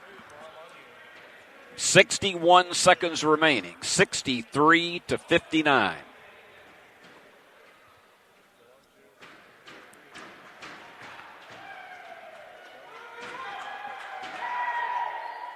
Bynum connects them both. 64-59. West Florida takes timeout. They've got 2 remaining. I'm going to keep it right here. This is one of those situations where, again, if you're Dave Niven, and he's talked to us about this before, that you absolutely have to keep your players calm as much as possible, but draw up a play that if you, again, with 61 seconds remaining, if you can get a basket in here, if you get a 2 within about the next 10 to 15 seconds, you're okay. You're still in this thing because it would be a 1-possession game. What you don't want is trying a long bomb 3 to get it all back in one hunk and close it to 2 and potentially have a poor percentage shot. And so we'll see how Dave plays it coming out of the timeout. Saturday afternoon, we're right back here at 1:45 for Union against Valdosta State. Again, another crucial Gulf South Conference doubleheader for both teams. For the women, it will be conference leadership on the line. And we hope you'll be with us. Hope you'll be here in person. Hopefully it won't be 25 degrees outside on Saturday. But hope you'll join us, and we'll be bringing you all the play-by-play live from David Blackstock Court. And also join me Saturday night at 7 o'clock on E Plus TV6 and EPlusTV6.com and on the Roku free-to-view app. And you'll be joining us for Steve Beverly's TV Classics. I've got a very, very special show come Saturday night, and I hope you'll have a chance to see it. So I'll have basketball in the afternoon, and in the evening, TV Classics. Right now, let's see if we can have an instant classic on the part of Union against West Florida. But Union has to have it happen on this possession, and they cannot take an extraordinary amount of time. 16 on the shot clock. Excellent man-to-man defense. Boykin. Yes! That's Dave Niven's last timeout. We're going to keep it right here. That is Dave's final timeout. It's a 30-second timeout, 64-62. They've got to have a stop going down to this possession. Let's set it up for you. 43 seconds remaining in the game. They have to shoot before at least 13 seconds are left. And both teams have committed 7 personal fouls as team fouls, and so everybody's in the bonus now. West Florida has 2 timeouts remaining, but neither team has a foul to waste at this point. There's our guys who are some of the best guys in the business. There they are. They've been bringing you all the pictures tonight, and we're very proud of our crew at Worthy Road Studios as they zoom in to some of those Union students who have braved the cold to come out for the game tonight. And this is going to be very Dub and Susie Oliver. And I can see Dub when he's got that finger over the lip. He's a little bit nervous about this as well. Susie is just getting into the tempo of the music. She is one of the biggest Andy Griffith Show and I Love Lucy fans that there is anywhere. So if you ever want to have a good conversation, just start it up about Lucy or Andy, and you'll go a long time. So here we go. 42.9 seconds remaining. It is West Florida ball, leading by 2. And let's see what kind of defense Union puts on the floor. It looks like they're going to press. Now they have got Clossy playing back, but they're going to press up front. Now they back off. If they get one basket and they take, let's say, 20 to 25 seconds off this clock, it may be extraordinarily difficult for Union to come from behind. Union's got to get a stop. They really can't afford a foul. 20 seconds left. Sofield, the guy you want to have it, and he got it. 16.7 seconds remaining. Sofield with 22. He's their only player in double figures. Union's got to have one quick. That's a desperation, and it did not go. And it's Union ball with 7 seconds. And West Florida disputes that. Checking in again is Hawkins. Union's got to have some kind of a shot, a 2 or something. And they've got Parks coming out of the game. So obviously, all right, they're going to take a timeout. So we'll keep it right back here again. Sofield was the guy that you obviously wanted to have it in his hands, and he went in with that hook to give you 22 points. Burford has 9 in the game, and Jenkins with 8. As Cowboy curling, that's what you call the Swiffer move. And he makes that work all the time when he's doing the heavy lifting over on the other side. For Union, Parks 15, Boykin 14, Gidgel 13, Littlepage 10. But unfortunately, when it comes to the totals, Union down by 4. So we'll see how Dave plays this one. You've got to almost have something like, hello, everybody. You've got to have something almost like a catch and shoot to be able to make this one work here with 7 seconds remaining in the contest and Union trailing 66-62. And you're almost in a situation where, because this timeout is run so long, it's almost icing the on-court shooters that Union has. They'll play it underneath, but you almost have to have a shot. And to be honest with you, you almost need a 3 at this stage of the game and then commit your personal foul. They changed the ruling on it. It is West Florida ball, and the official... All right, now they say it's West Florida ball, and they were totally confused as to what that was supposed to be. So it is Argonaut ball. And they fouled. And that's going to just about do it with 5.4 seconds remaining. I can't see any situation. Here's what happened, is before that timeout, one of the officials signaled Union ball. And then apparently there was a discussion between the officials during that timeout, and it went in the other direction. I cannot see any possible way that Union could come away with 2 possessions between now and 5.4 seconds remaining on the clock. You had 11 ties and 12 lead changes in this game.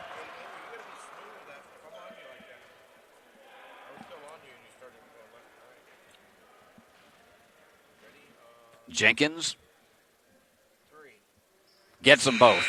It's in the bag for West Florida. So the Argonauts are going to take the lead in the Gulf South Conference race. Union will fall a half game behind, and they get it to Gidgel. He backs behind the arc and can't get it to go. That's it. So West Florida prevailing in a very defensive game and winning it 68-62 over the Bulldogs, who fall to 14-4, 8-2 in the conference. UWF 15-3 and 9-2 in the conference. So they are going to be one half game ahead of the Bulldogs. So here we go. Let's run down your final totals in this game. For West Florida, it was Daniel Sofield, and he was tremendous in this game tonight, and particularly down the stretch, hitting 2 big 3-pointers in a row. And then he hit what really was the salting of a hook shot that gave them a 4-point lead with very, very little time left in the game. Sofield, 22 points in the game. He was 8 of 14 in field goals, 4 of 5 in 3-pointers. And just did a tremendous job all the way around, particularly in the clutch, though. And so we're going to give our Worthy Road Studios player of the game honors to Daniel Sofield of West Florida, because he certainly deserved it. Also for West Florida, it was Jenkins, Darren Jenkins, who delivered 3 out of 6 from the floor and 4 of 4 from the free throw line for 10 points. And so he was the only other one in double figures for Union. And you look across the board, and it was a tale of 4 guys in double figures, and you had a lot of the big guys who made it. In that case, Ty Parks was the leading scorer for Union with 15, 7 of 11. But Ty never could really pull up and hit a 3. It was a tough night for Tyree Boykin. 14 points in the game, but he was 6 of 18 from the floor. A lot of that was from the defense on the part of West Florida, but it was also a very, very difficult night for him shooting. There were just a lot of shots that went astray for Tyree that ordinarily wouldn't have. He was 2 of 10 in 3-pointers. He was held to 2 points in the first half, and he came back and tried to make at least a contest of it with 12 in the second half, but just not enough there to bring Union back. 13 points for Bo Gidgel. In fact, he had the first 7 points that Union had in the game, but he cooled off as well, 6 of 16 from the floor. And so, again, he just began to have some weak percentage shots and only 1 of 6 from the 3-point line. Union, it was a tough night altogether. 4 out of 22 for 18%. On a night that Union's shooting like that, it's a miracle that they were only 6 down at game's end. Also in double figures, Jeremiah Littlepage, he had 9 rebounds and was 4 of 5 from the floor for 10 points, 2 of 3 from the free throw line. And Bo Gidgel, 10 rebounds that he had to go with his 13 points. And Union shooting 42% from the field, which was a bit below their season average of 46%. And they were out-rebounded 41-36 in the contest. And turnovers, Union gave it up 14 times to 13 for West Florida. And so points off turnovers, Union actually had more, 11-9, but couldn't convert that into a game winner. So that's the way it stacks up tonight. Bulldogs again going without Hunter Vick in the contest tonight. And some of the other guys tried to step up, but it just wasn't meant to be, as West Florida played a solid game in the second half to win it 68-62. So as I've reminded you a number of times, we'll be right back here on Saturday afternoon with another dandy for the women's leadership in the Gulf South Conference as the Lady Bulldogs hung on to a half-game lead. They absolutely dominated West Florida 72-38. It was tied 15-all after the first quarter, and nobody foresaw that the Lady Bulldogs were going to win by 34, and they had a 23-7 run in the third quarter where everybody thought with Union ahead in that second quarter at halftime, there was some feeling, okay, third quarter, that's when West Florida is going to make their move. They didn't. Union 23-7 and really put it out of reach, and Mark was actually playing a lot of his reserves in the fourth quarter. They didn't score for the first 4 minutes in the fourth quarter. Let me rewind the tape on that. Mark called timeout, and then in that final 6 minutes, Union got it back together again for another 16-9 run, and the Lady Bulldogs won it 72-38 over West Florida. It was the worst loss of the season for the Lady Argonauts. So Union has held on to the lead in the conference, 9-0 in the women's half of it. And so Valdosta State will be coming in. They defeated Christian Brothers 101-62 tonight in Memphis. So it'll be everything on the line for the women's leadership in the conference come Saturday afternoon. We'll be here live at 1:45 on ePlusTV6, ePlusTV6.com, and on the Union Digital Sports Network on uuathletics.com. So we got a lot of places you can see the game. We'd really like to see you out here in person at Fred DeLay Gymnasium. So a split tonight, Lady Bulldogs 72-38 over West Florida. The Bulldogs go down in a tough one, 68-62. So let's show you the folks who made this game possible tonight for all of you. And on cameras, 3 terrific guys, Christopher Reasons, Billy Bolin, and Andrew Burris. And the game was directed by our ever-present, ever-cool executive producer, Paul Schultze. I'm Steve Beverly, saying until we're with you Saturday afternoon, so long from the great hub city of West Tennessee.